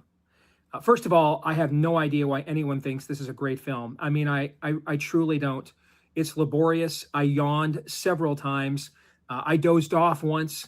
There's a couple of very nice set pieces. It needed an editor badly, or at least a different one than it had. And then the sound mixing, again, it's just like with Tenet. I picked up like every third or fourth word. And again, I saw this in my state's largest and nicest IMAX theater. So the way it was intended to be seen. And I struggled to hear too much of the dialogue of the film. And then there's the parts that I did hear. And as mediocre as the film itself is, it's very clear that this story was constructed specifically to subvert Western civilization. Anyone who is telling you that Ellen Page's character is a minor footnote and just kind of shows up and is gone, entirely untrue. She's in the very opening of the film. She's the rosebud of the film. She's what drives the story. Is what drives the plot of the film. Correct. Now, she looks ridiculous out there because she's supposed to be it's supposed to be the ghost of Achilles. It's my understanding. In her slight feminine frame, prancing around in the middle of the Trojan War. But her character is the conscience of the film. In fact, at the end of the movie, and yes, spoiler alert, I'm giving away all kinds of spoilers because I want to save you from seeing it. All right. At the end of the film, it undoes the ending of Homer's poem. At the ending of the poem, Odysseus returns home. It's very similar to Gladiator, a Greco-Roman story of, redemptive revenge. And that's what happens at the end of the poem is that Odysseus resumes his throne, takes the kingship. In this film, he gives it up. He abdicates it. And he does so because his conscience is so impacted by all the terrible stuff he has seen in war, all the terrible stuff he has done, not the least of which is what he did to Ellen Page's character by setting her up to be part of the diversion that fooled Troy or fooled Sparta into accepting the Trojan horse. And when they visit the land of the dead, Ellen Page's character comes back from hell essentially to lecture Odysseus for this subterfuge that he did that cost her life. In other words, if you're looking at the symbolism here, Christopher Nolan wrote a film where the lead character was just so despondent over what he did to the Troon that he had to exile himself to reconsider all of his entire life choices. And I'm not making any of that up. Anne Hathaway has some kind of feminist diatribe about why the men won't let her assume the throne, given all the wisdom she's accumulated as queen. The cast is jarring. John Leguizamo, I thought, did a great job. But if that's Helen of Troy, I'm Aunt Jemima. Okay. Seeing the guy who was in the Bollywood guy who was in that Beatles movie a few years ago, which I absolutely love that movie, but seeing him as kind of the first mate of Odysseus just did not work whatsoever. And a lot of the casting choices, frankly, it would be like watching some kind of like redneck play the tribal chieftain in Shaka Zulu, or some kind of Mexican, playing a shogun, in the ancient Far East. It's distracting. And it takes away from the story. The best you could say is that this was some kind of attempt to Hamilton the cast. But I think given the overall dialogue and storyline of this film. Is this enough for a crunchy bar? Probably not these days, to be honest with you. It's like $4 or something. Funny as. Thank you, Nutrium, for the $2. I think it's way more intentionally subversive than that. The Cyclops looks great. That's the second greatest scene in the film. You've probably already seen the greatest scene in the film since they let the Trojan horse out already. What happens in between a lot of those scenes, frankly, it just is not noteworthy. It's not worth ever seeing again. I wouldn't even call this the Timu Gladiator. It couldn't hold Gladiator's jockstrap. And I was just deeply disappointed. And it was very clear to me, Christopher Nolan was attempting to not make Western civilization more accessible. The film's very secular. The gods, there's almost no supernatural activity in the film at all when it's a highlight of Homer's poem. This is an attempt not to bring modern audiences to Homer, but to modernize Homer instead for our choices, our designs, the modern audience motif and trope that has nearly destroyed Hollywood here for the last 5 years. In many respects, it's kind of symbolic that the film's greatest scene is the Trojan horse, because the Trojan horse is, quite frankly, what this film is. Huh. Great way to end it. That's a great synopsis of this fucking movie. And he seems so pissed with it that he doesn't even want, like, you know, he said, I'm going to just basically be spoiling the shit out of this. I don't want you to go to see this crap.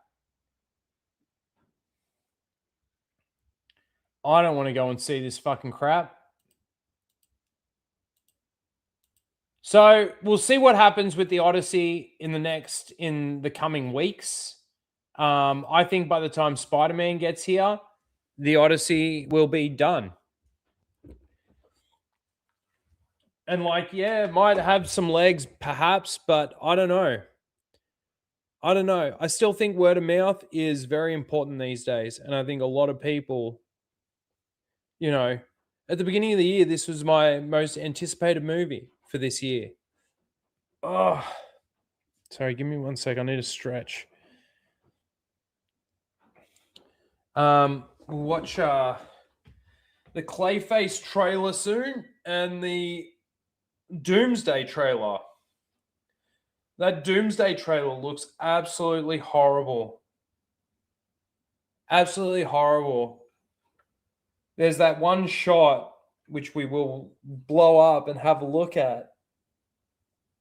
But there's that one shot where it looks like, excuse me, you got 3 different teams in the one shot, and it looks like 50% of the people weren't in the same room together. Yeah. And then they kind of just mashed it together, which is crazy because it looks so very bad. And then we might end off on some, I was going to actually start with this, but we'll end off with some Caleb Hammer. I love the way that he just fucking spurgs at these people and just puts them in their place. Like, no, you are retarded. Like, you are dumb. Doomsday is Doomsgay. It's fucking doomed. It's doomed.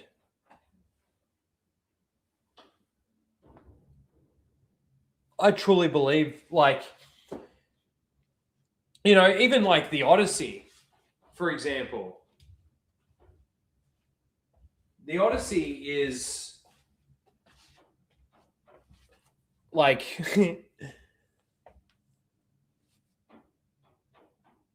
it is a Trojan horse. Like the amount of money that this thing has made, I am really curious. I got to look into that, but I'm really curious to see what the fucking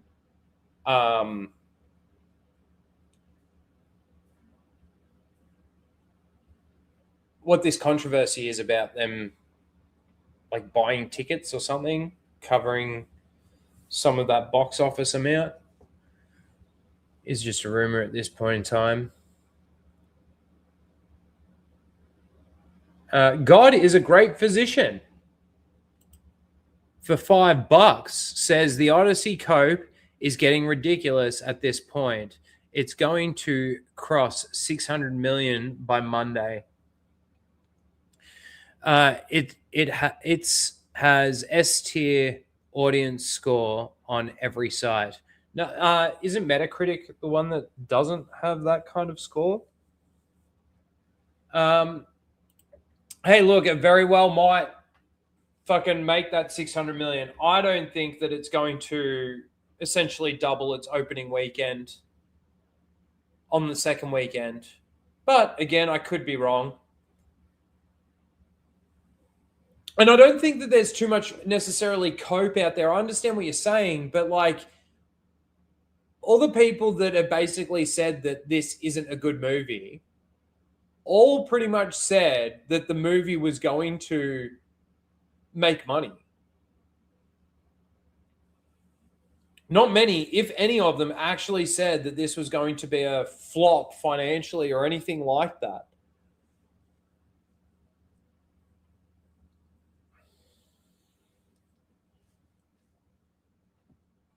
But just because it's made money doesn't, like, that doesn't change my opinion. I still think it's a bad movie. Thank you for the $5 too. God is a great physician. He is a great physician. God is great. But yeah.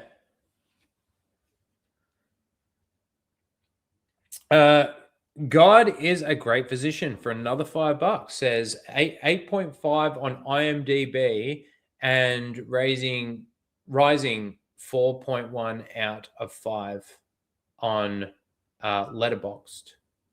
I've never heard of that one. Same as Lord of the Rings, 92% all audience on Rotten Tomatoes. Metacritic is less than 2K votes. Okay.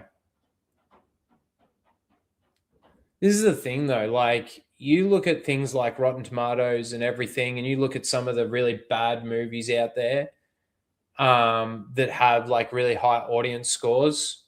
You know, a really good example of that is fucking The Last Jedi, right? What's The Last Jedi's? Thank you again for the $5. I appreciate that. Let me we haven't played Mozza Fighting yet. Let's give you Mozza Fighting. Oh, Mozza, read that. So Mozza, don't let the American bitch. Did you just fart? Yes, I did. Tell you what to do. I think it's bedtime, Mozza. Question mark. I think it's bedtime for Mozza. That's the type of videos that we watch on fucking Happy Hump Day. I can't pee. Oh my god.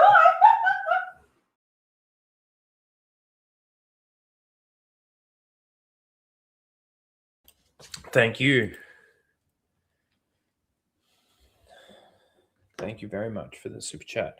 Okay. We'll see what happens in this second weekend. I do need to run to the bathroom really quickly. God is a great physician. I will get that super chat in a second. Thank you. You're basically supporting the stream. I really appreciate you. Give me 1 sec, though. I do need to run to the bathroom. Let me play something. It's only 30 seconds. It might not be long enough. It'll do. R4. Prepare to jettison the spare part canisters.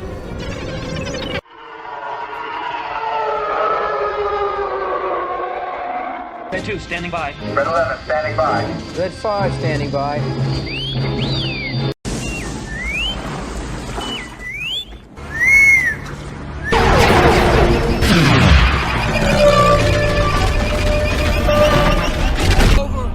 Anakin, Chancellor Palpatine is evil! From my point of view, the Jedi are evil! Well, then you are lost!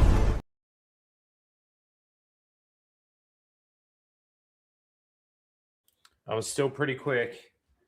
Quick as lightning. All right, hang on 1 second.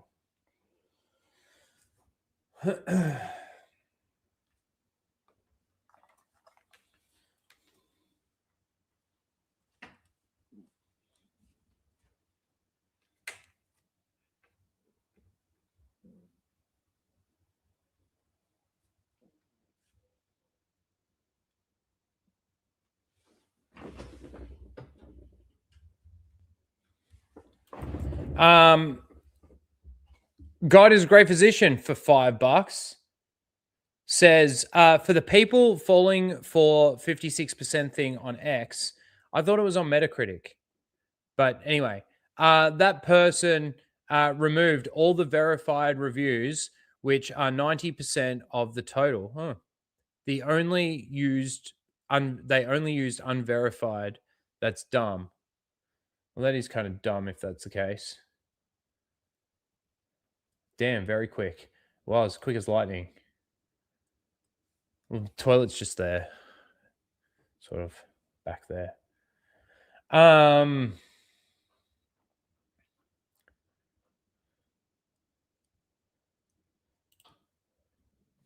Jimothy's song, let's see. Oh, hang on.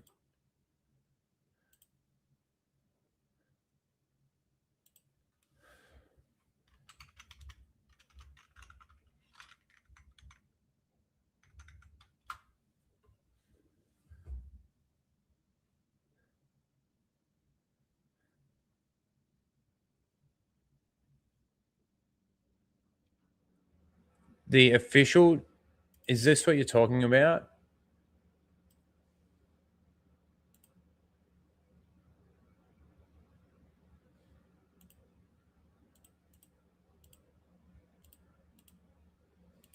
Is this what you're talking about? This? Oh, Jimothy, the finest boy I'll ever see. Please tell me very honestly about your wee deformity. Oh, Jimothy. No, really? I hate AI fucking songs like this. Come sit with me upon my knee and speak to me quite openly. A procyonid anatomy. Oh, Jimothy, I think that you could fall for me. There's no one else, just you and me. Oh, Jimothy, please run to me.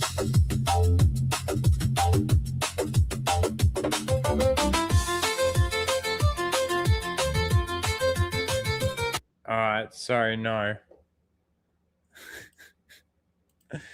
That's not my fucking thing, that's for sure. That's for sure. All right, let's quickly get the Clayface trailer out of the way, shall we? I haven't seen it yet. Not that I really have any interest in anything to do with DC.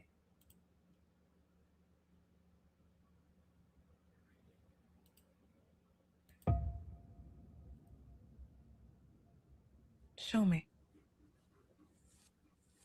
Show me.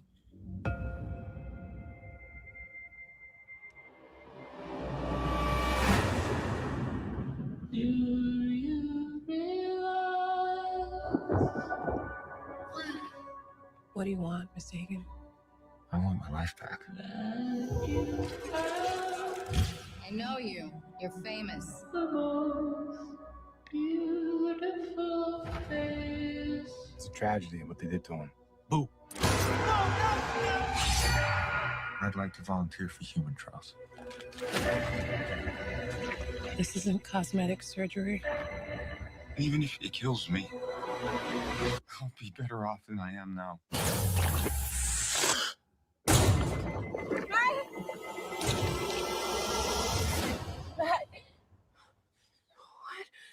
I'm okay. You okay? I'm okay. I feel great, actually.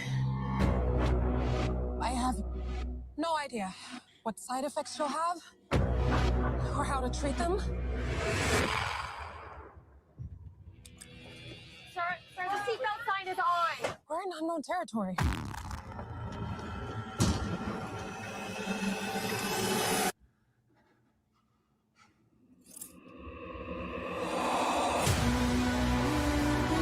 Crazy. What's happening to me? If you're harboring feelings of anger, you need to let them go. You want to know how I feel?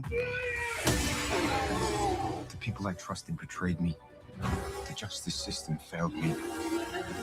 They stole my career, my money, my life. I'm a monster.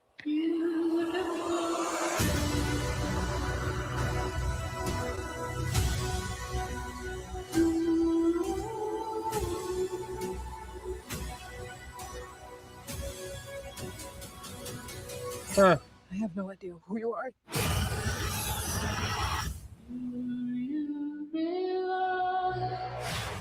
To be honest with you, it interested me more than I thought it would. Like just the like I didn't really know the character all that much or all that well, to be honest with you. So just seeing the concept and the idea of like what's happening, it seems like seems like they're telling a decent story. Let's say that, because that's one thing that's been failing in a lot of movies and shows these days is a plot, an actual story.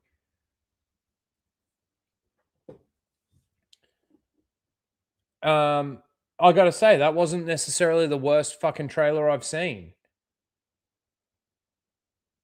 Actually, in fact, we finally get a trailer that you actually see, and this is actually going to be a really good contrast in regards to the trailer that we're going to watch for Doomsday. In this trailer, you know what you're getting when you're going to watch this. You know the basis and the concept of the actual story.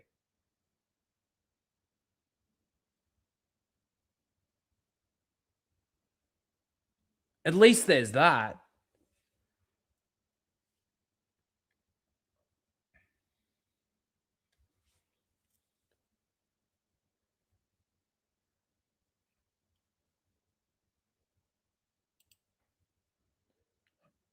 I don't know.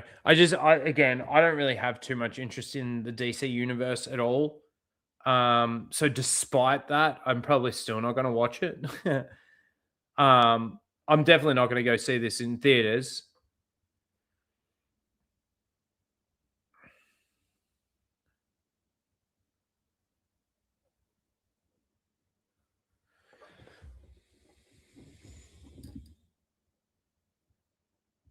I don't know. I just thought it was it.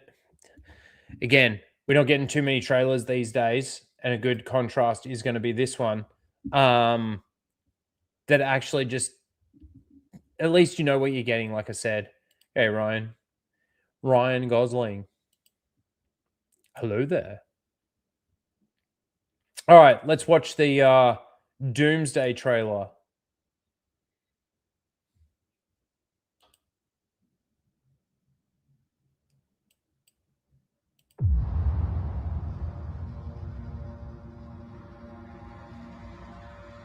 Something's coming.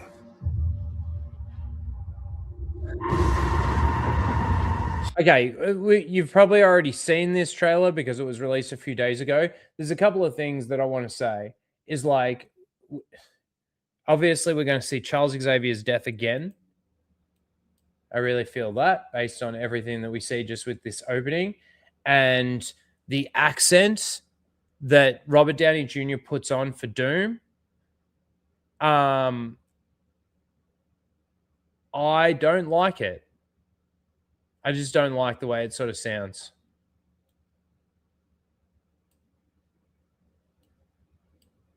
It's like, what's he trying to, like, is it trying to put on like a Russian? You know what he sounded like to me? I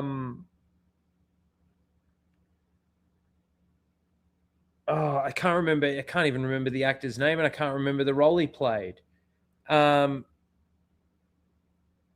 Like the character that he was. He was in The Mandalorian, season 1. The guy, Yursov, or whatever his fucking last name is. It's like he's trying to embody his accent.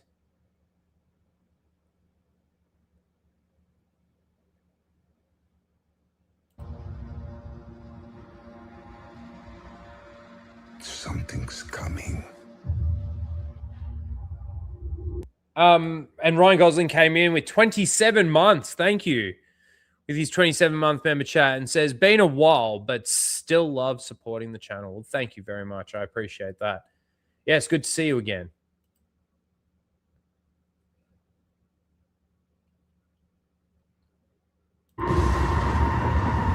Something we may not be able to deter. Before this day is done, we shall shall be faced with an unthinkable decision. Especially when he says decision there. It makes, hang on, I need to see if I can find something here.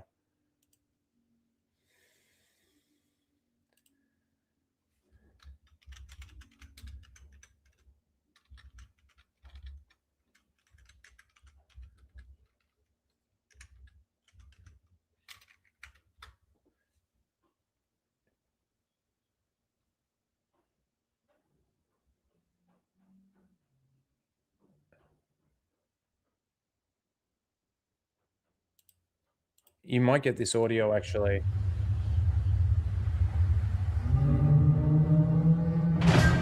You hear that? Probably would be able to. Should I just drag it over?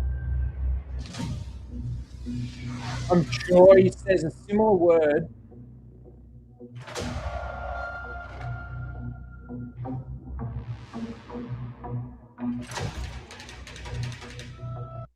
Oh, is this just all?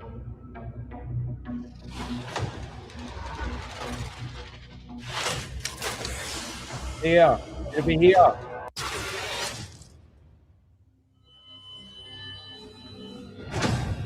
Don't you agree? Oh, no, he just says, don't you agree? There's something where he uses like a bit of an esh kind of fucking accent.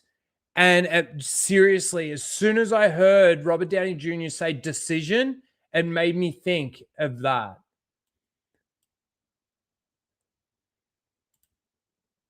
There's a second trailer here. Let me just, one more.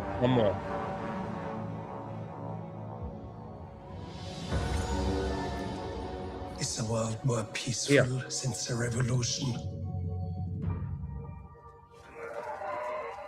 It is a shame that your people suffered. Can you? All right, we're gonna do something real quick here. All right, now let's listen to Robert Downey Jr. Not be able to deter. Something's coming. Revolution. It is a shame that your people suffered.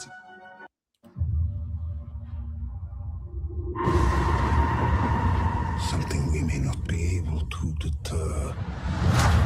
Can you guys see that? Can you guys? I'm just, I don't know. It just made me think of that. Is done. We shall be faced with an unthinkable decision. I guess it's a good thing that we're not going to be able to sort of see his face. My understanding is you don't see his face all that much. He's in the mask most of the time.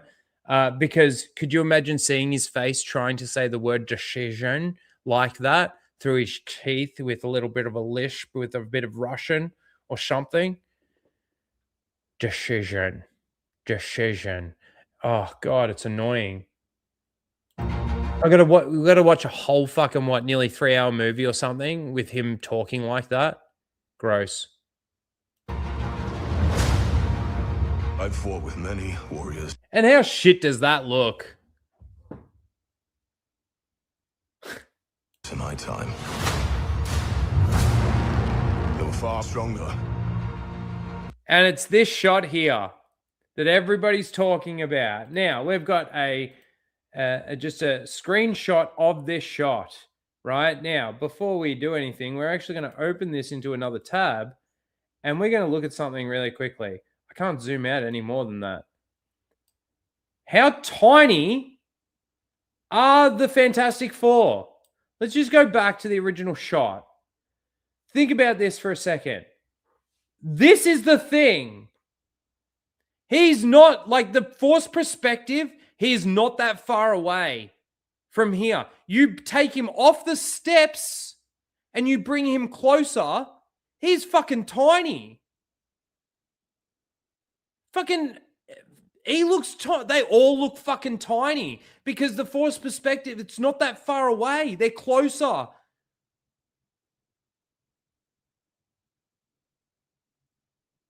They are not in the same fucking room. I wish I could zoom out just a little bit from that. But like, Reed is the best sort of, because the only thing I can do is zoom in from there. I don't know why. And again, he's at the same, nearly the same height as this person here, and he's on fucking 5 steps. 5 steps up from the floor level that these people are standing on. He's tiny.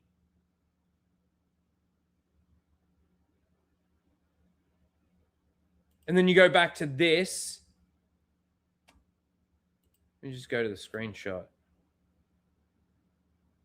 Tiny Reed. Tiny Fantastic Four. They got Ant-Man's technology and they shrunk themselves down a little bit. It looks fucking ridiculous. It looks ridiculous. This movie has been sewn together. And the rumors that we've been hearing about them fucking struggling in post-production. Then all of us put together, and they died. And okay, the other thing that I fucking have a real problem with, does this make me racist? Is fucking, why does Thor have an Australian accent all of a sudden? This is what I was talking about actors putting in actual effort.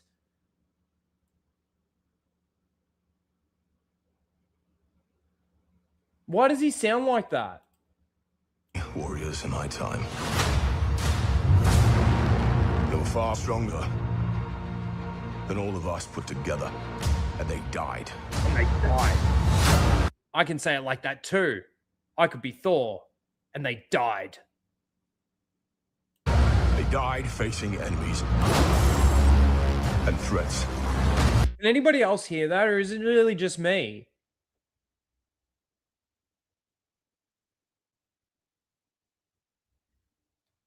Yeah, I kind of picked up on the fact that I was sort of going into a bit of a Sean Connery, which I didn't really like. That scared me far less than this one.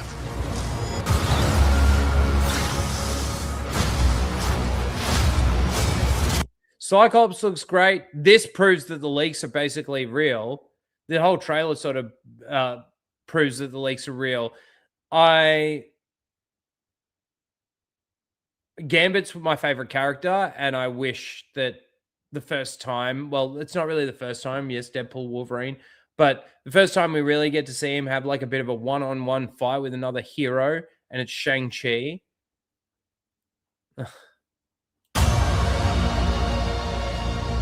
Everything that they sacrifice will be for nothing if we do not stand together. Everything that they sacrifice will be for nothing if we don't stand together. Sounds Australian to me. This is the thing. Even go back to fucking the first Thor movie or fucking Avengers movie, and the way Thor spoke and everything. Now he's definitely over time become more modernized. Now you could understand that, being that his relationship with Earth is the way that his relationship is with Earth, and him picking up on a bit more of a more modern vernacular, but. I don't know. It's completely gone from just sounding or being like Thor. I don't like that new Gambit. I don't really like it either. Put aside your petty squabbles. Oh, that's all what we all want to see. Yelena versus Yelena. So fucking we get to see fucking Mystique use her powers to become Yelena so that she can beat up Yelena.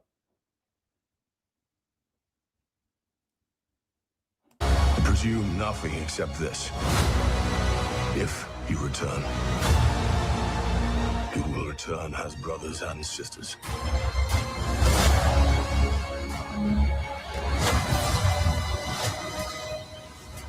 You mark my words. That was bad. That was horrible. Like that shot, where is it? That looks really bad.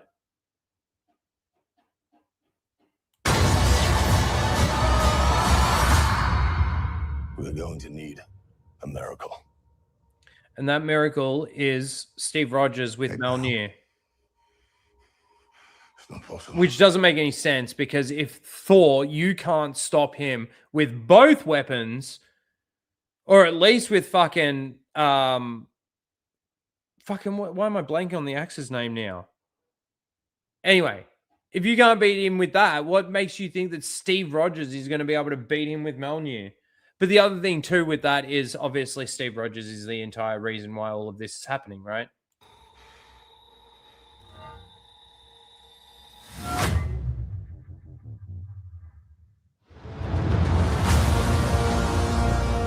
Steve Rogers playing Steve Rogers.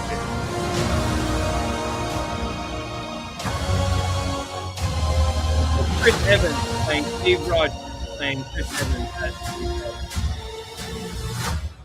That's it, isn't it? There's nothing. Yeah, the clock. Cool. Get ready. Get ready for Doomsday.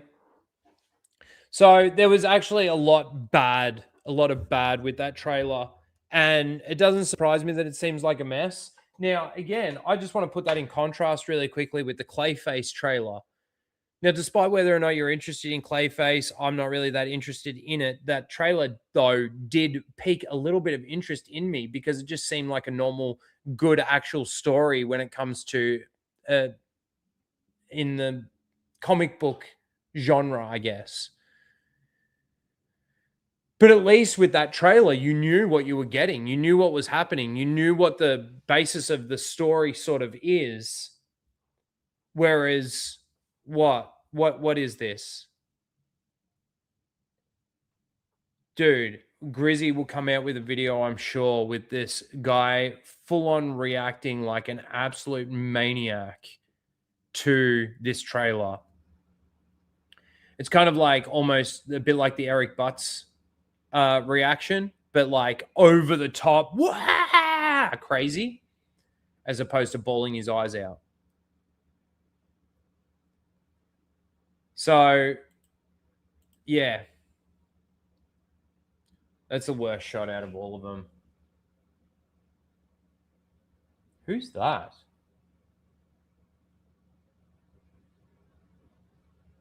Is that Yelena there? Who's that? Oh, that's Shang-Chi. That must be Bucky there. Who's this? This chick. Are these the Thunderbolts? So we've got the Thunderbolts. We've got the remainder of the Avengers. Ant-Man, Black Falcon, and Thor. And you've got Fantastic Four. Is that what I'm seeing there? Gay.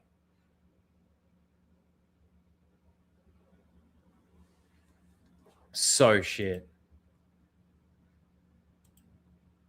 Am I still live? I just got an alert that I've got a connection disruption. Am I still live?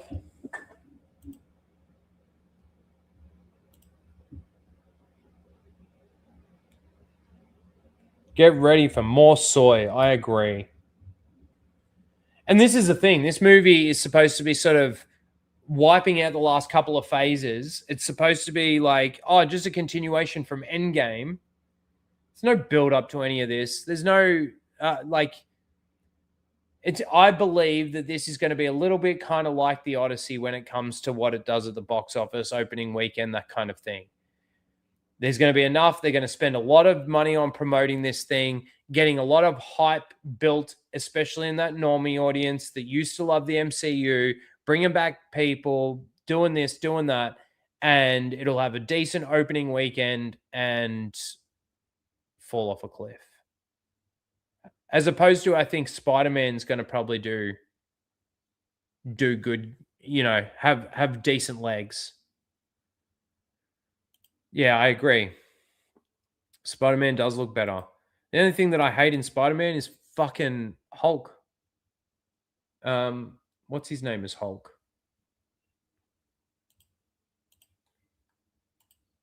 Okay. Well, this week we got no real nominees for, unless we want to nominate some of the people in Grizzy's video for Seal of the Week, we could do that. Let me bring that back up again. Let's get some.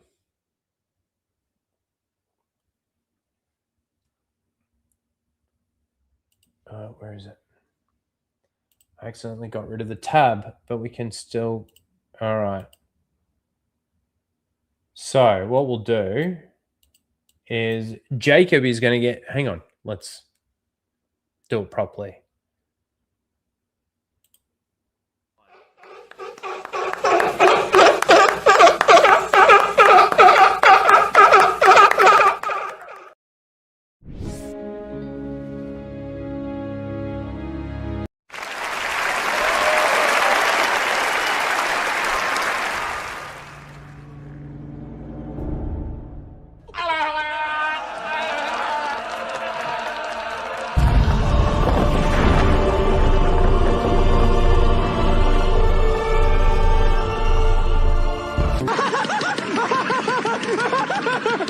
I'm all the Jedi.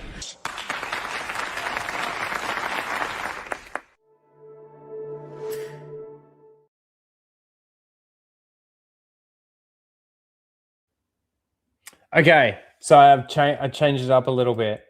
We're not going to watch this whole thing, but this was from Grizzy's stream, and this is the quickest way that I know that I can find this. So we're gonna get a new nominee in here, one that you haven't seen yet. Hold on. Oh, wrong button. Wrong button. Okay, so this was the guy that goes absolutely nuts over the Doomsday trailer. This is from Grizzy's stream earlier today. This is why we won't watch the whole thing, because I'm sure that he'll be able to put this into a video or something. Better give that a like. So this was his reaction to the Doomsday trailer. So he gets nominee number 1. Watch this. Oh my god. Oh! Oh my god. Ant-Man. Ant-Man, really? Yes, because the last time we Hang saw on. Let's go back a little bit. parents up. Here we go, right to the beginning. Because Because he goes psycho right from. I got it at about 50%. I wish my here. dick was this big. Turn your volumes down. Brace yourselves up to get through. Starting off on. Say we're not gonna waste any time. Like, comment, subscribe. Let's dive on in.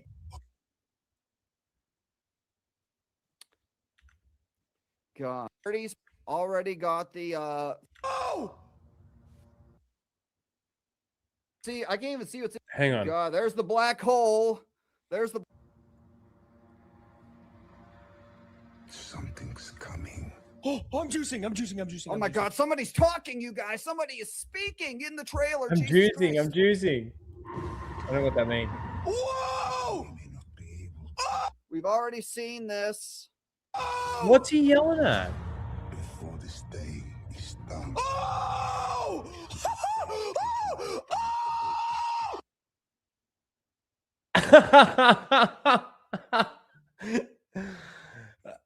We're going to skip a little bit because he just laughs at him. Watching it. Time when they won it when I wasn't even this. Yes! Yes! Yes! He's not even really watching the trailer. I fought with many warriors in my time. Oh my god! Oh my god! Oh my god! And all of us I know, you can only shake your head. put together, and they died. Wait, he was at CinemaCon and saw the original trailer there? Was that the same one as this? Yeah, apparently would the not be CinemaCon trailer surprised. is the same as this. And if he I was there would and he did not see it, then be this is a complete surprised. fake He reaction. does seem to know, like, what's. Are you telling me you weren't? I was in this his chat. excited when? Yes. He goes back to it. I know what that is! Oh my, I'm so scared. Oh, there it is! Oh, that's the sound we saw in cinema. Chat, I don't think this clip has ever been more appropriate. You're shilling too hard.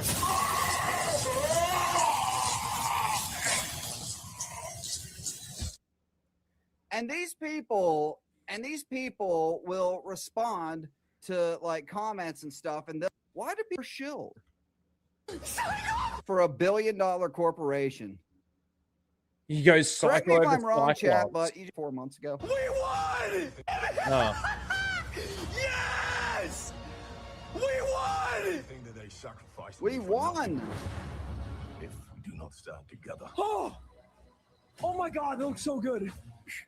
Wait till it looks like he's jumping on a dildo. Okay, so according to people, that. Oh my god. I think he tuckered himself out a little bit. Oh my god. Unless we already passed that bit. Oh my god. Ant-Man. Ant-Man film, right? I'm glad we went back. Yeah, Gambit. Yeah. Oh. That was revealed. Oh, he's fucking. Oh. Here. Yes. Bitch. Oh my god. Dude, is he wearing pajamas? It does look like he was wearing pajama pants. Screams and cheers. Fucking pajama boy. Wait till you hear what he says. Fucking name for this guy. A miracle. Yes. Oh, there you go. Doomgasm. Jumping on the I think he dildo. doomgasmed about 10 times already. Yeah. It's not possible. Bane of the Shills, I see you in the chat. Bane of the And he's already seen it. Oh, but it is. So he knows. Ah! Yeah, because we didn't know that Steve Rogers was going to be in this. Oh my god, man! Not Captain Civilian clothes. Fuck! I am so horny. What? That's his response. He's horny. I'm so horny. He gets nominee number 1 for sure. Nominee number 2, we're going to give to. We're going to give to this guy, right, for shilling for the Odyssey. So here's nominee number 2. We watched them earlier. Nominee number 1. Nominee number 2. Nominee number 3 will make. Oh, is it him? Is it Campio? Is it Roker? No. Number 3 is going to go to Angry Joe this week. And number 4, do we just throw Jacob in there? Not that he's really done anything. Not that I've seen. No, we'll stick with this guy because he was in Grizzy's video a fair bit. So number 1, let me get the poll in the chat. Hold on 1 second. Hold your horses.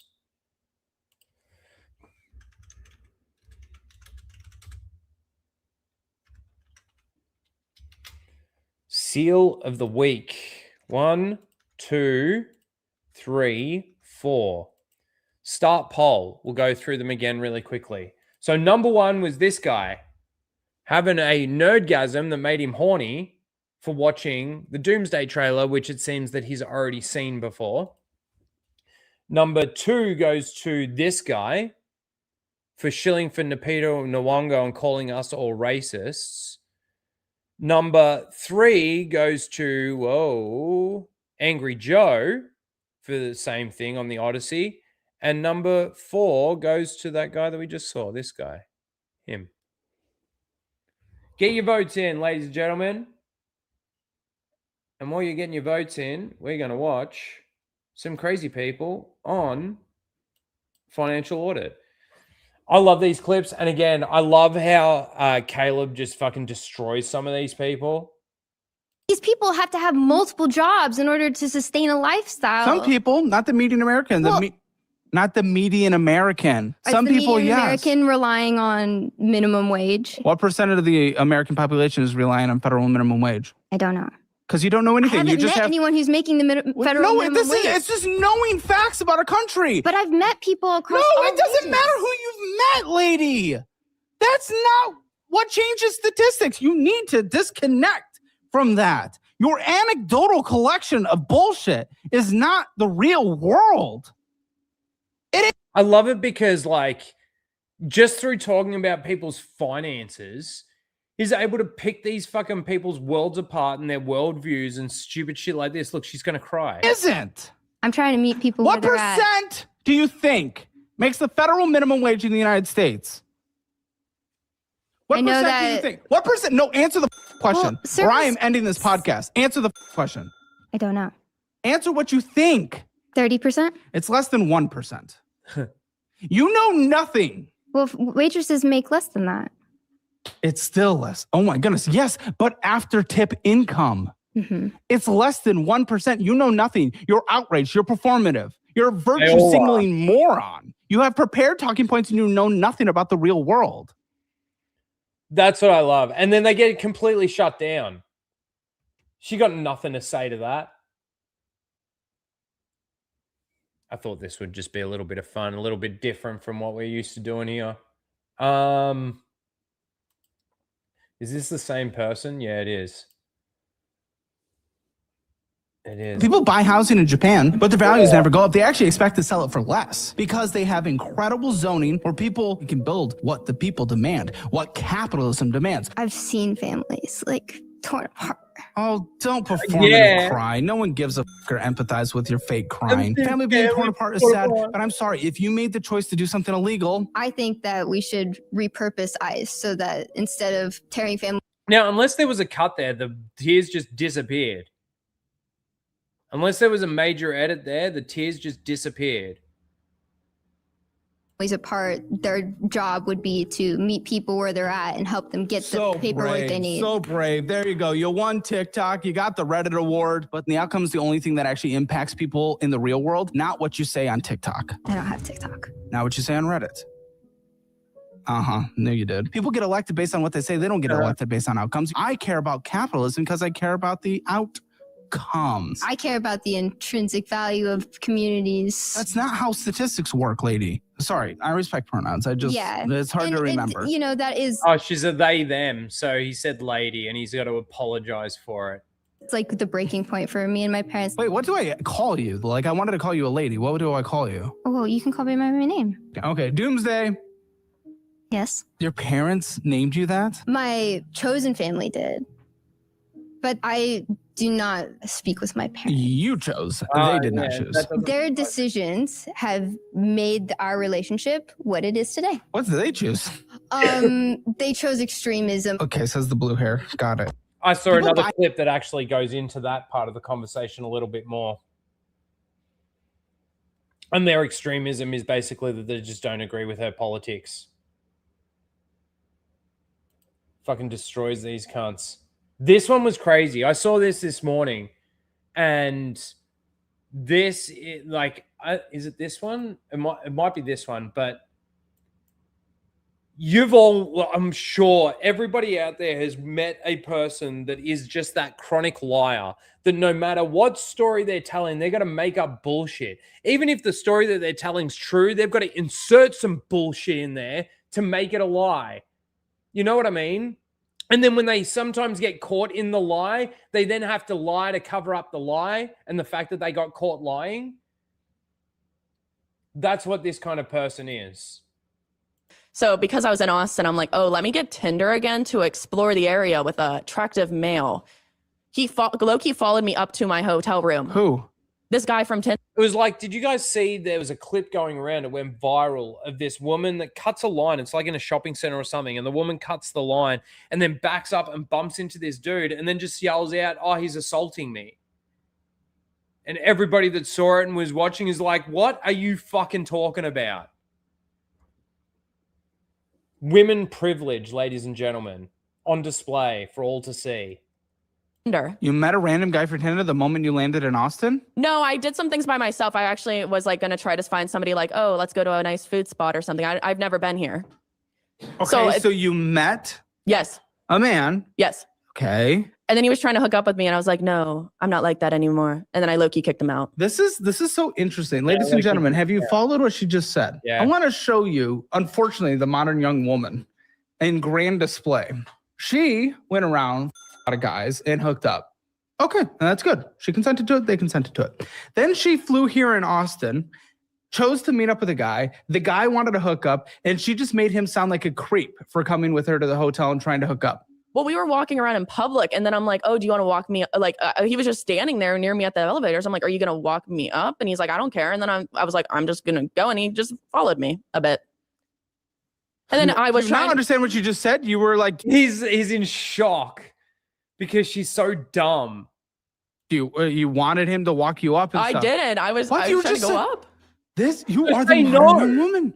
You guys are broken. The moment you guys want to hook up, it's totally good. But if a guy wants to hook up, it's creepy and weird. Yeah. You know, you can just say no and move on with your life. Oh, It I is said not- no to him multiple times. Like he was trying to take off my clothes, and I'm like, no. What? No. You're Yeah, now she jumps into see that?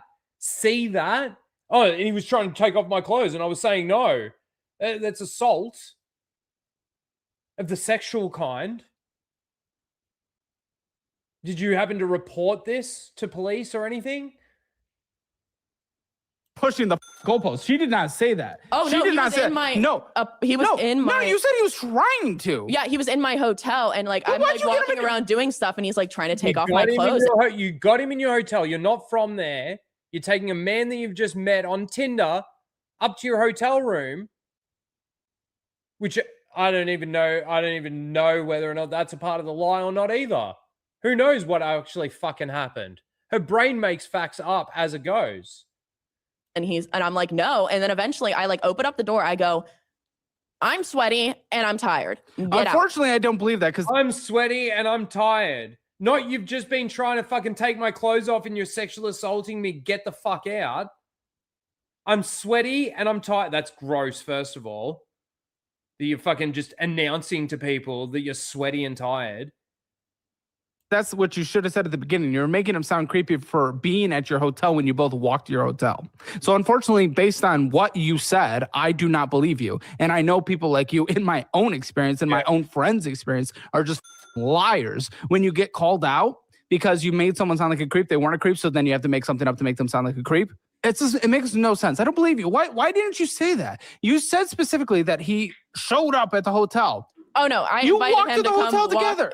together. We walked around in the public, and then he walked me back to my hotel, which was nice.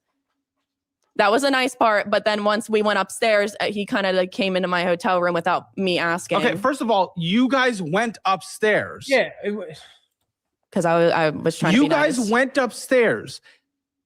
It is a natural, organic thing for. That's a great question too. Is there even a guy, Derek? Is there even actually a guy?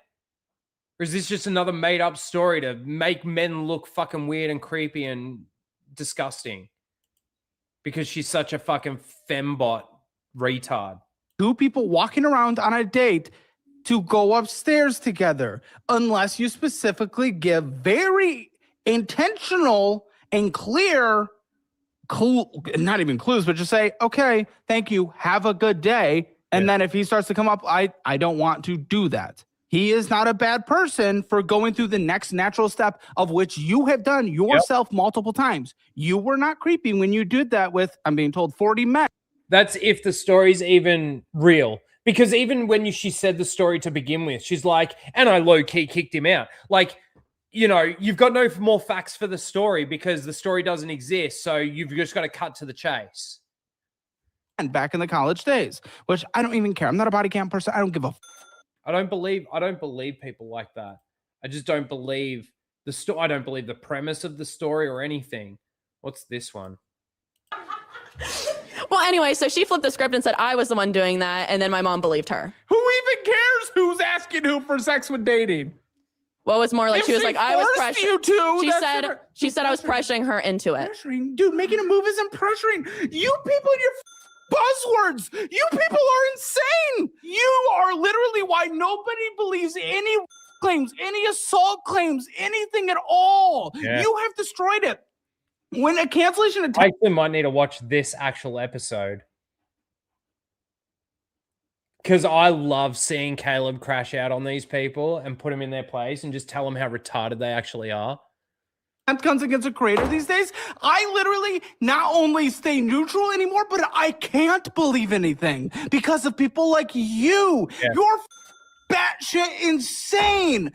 TikTok and Reddit and whatever has turned you people. She's sitting there getting assaulted in her own head as he's speaking these words to her. She thinks all of this is violence. Into victims. A girl, your partner making a move on you and stopping when you say no is not assault. You are not a victim. No one believes anything anymore for real victims because of you. And this is 100% real. She's a real person. Is this show real? Yeah. What the are we doing? You've ruined it for everyone. I don't believe a single claim against anyone anymore. And it's because of you. And there's like 40,000 TikToks and Reddit posts, like people like you every day. And listen, if you say, I felt uncomfortable in that situation, that sucks. I believe that, and I'm on your side. But the issue is people like you bring a level of energy to it that you got assaulted. You didn't say assault, but you bring a level of energy to it, of a nuclear attack, that someone made a move on you, that you were dating. Yeah. And that stopped when you said no. It is insane what your TikTok bubble, insanity, young women, frontal lobe, dumbass have done. You've destroyed. Never, not a single one of you like her on there complain if you're not getting cold approached anymore. Don't complain. It is your fault. It is your fault. No. Calls it. That's, again, I love that about Caleb. It's like, fucking, that's not the case. That's not true. You're the fucking problem if they're the fucking problem. He's fucking great like that. Is that it? Or there's this one? Oh, this is an old one, though. He actually tells her that she should leave him in this episode, but apparently the wife's jealous of the husband's success as well. But this husband is a piece of shit. Yeah, I don't agree with that. I will never agree with the path you took. Then take it yourself. If what I do is so easy, do it. He's a I already I have my degree. Okay. I did the 2-year program. What's I your have my degree? degree. Funeral directing. Well, again, so you're just getting the demand that kind of comes with that. This is an old one. I don't really want to watch that. I actually, like I said, I might actually watch this episode of this one. This bitch is fucking retarded. And I like seeing them fucking with their tail between their legs, actually being told hard truths that they've been manipulated into thinking is a racist or a fucking sexist or a fucking whatever concept. And it just gets blasted in their face with absolute fact and they get scared. Isn't that nice? How's the poll going? Because we need to wrap this up. I need to get some food in me.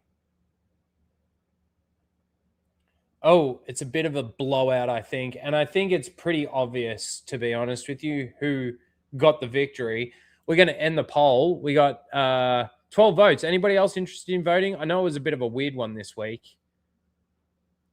I don't think it matters too much because the blowout is the blowout. Thank you, everybody that did vote. We're going to end it there. All right. Are we still on the screen? So, I can't remember now the order. This guy was last. Angry Joe was third. Yeah. So, in last place with 0% no votes was Angry Joe, which I don't think he wouldn't have got no votes, but we only had 13 votes on the poll. So, Angry Joe, you came last this week, unfortunately. Second last, or third place, is number 4, which was this guy with 15% of the vote. Second place, the runner-up this week with, where is he? With 23% of the vote was this guy. And the winner of this week's Seal of the Week with 62% of the vote was the Doomsday reaction, which I thought was going to win it. It's pretty crazy. Congratulations, you weirdo. You're horny after fucking watching Doomsday trailer. You win this week's Seal of the Week.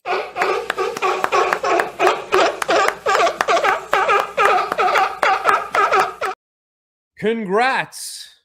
And we are all done. We're all done. Thank you, everyone, for hanging out. It's been awesome. It's been a good show. Thank you for the super chats. Thank you, guys. I appreciate you. Nitrium, JT Wolf Dragon became a member. Thank you. And Ryan Gosling for your member chat. And, of course, God is the great God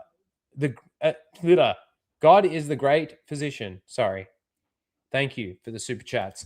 Appreciate you guys. To all the lurkers, shout out to you guys. Thanks for hanging out. Please do smash the like button. If you're not subscribed, subscribe. And we'll see you next week. We'll also see you on Flashcast this weekend. It's going to be an interesting conversation. Probably talk about some of the same things that we talked about today. Doomsday and fucking Clayface and Odyssey and other shit. Is there anyone streaming right now that we can raid before we do go? I really need to get some food. I think we're gonna raid Anna on her art channel. Let me fix that. Hopefully it just comes up and I can just select it.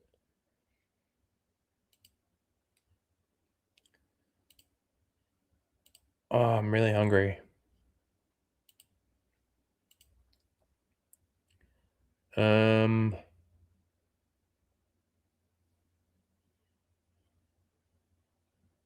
Oh, maybe she's not streaming anymore. It didn't come up. All right, we'll just stream we'll raid Hypnotic this time. Hypnotic is gaming. And I went to do it last week and I forgot to hit save and it didn't actually send it over there. So we'll do it this time. All right, everyone. Thanks again for hanging out. It's been awesome.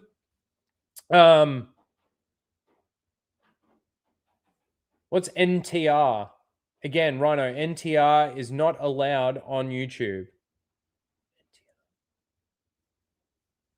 Anyway, yeah, I was going to do Phil, but we'll do Hypnotic this week. Phil's gaming as well, so you could go over to Phil if you wanted to. Anyway, thank you again for hanging out. We will see you next week for another Casual Rage, and have a good weekend. Where's my shit? Where's my shit? Bye. They came bounding over. Fuck off! Doomsday! You fucking cunt! A few minutes? Are you kidding? At the rate they're gaining? No, what is it? You have to shoot this. Traveling through hyperspace is like Dustin Crops, kid. Without precise calculations, we fly too close to a store. They're bouncing into a supermarket and then... Yeah. Be a hell of a mess. What's that? Watch. You're losing the deflector shields. Go strap yourselves in. Be careful on the way out. Yeah, sure. I'm taking it very cautiously. You go away. We bounced too near a supermarket?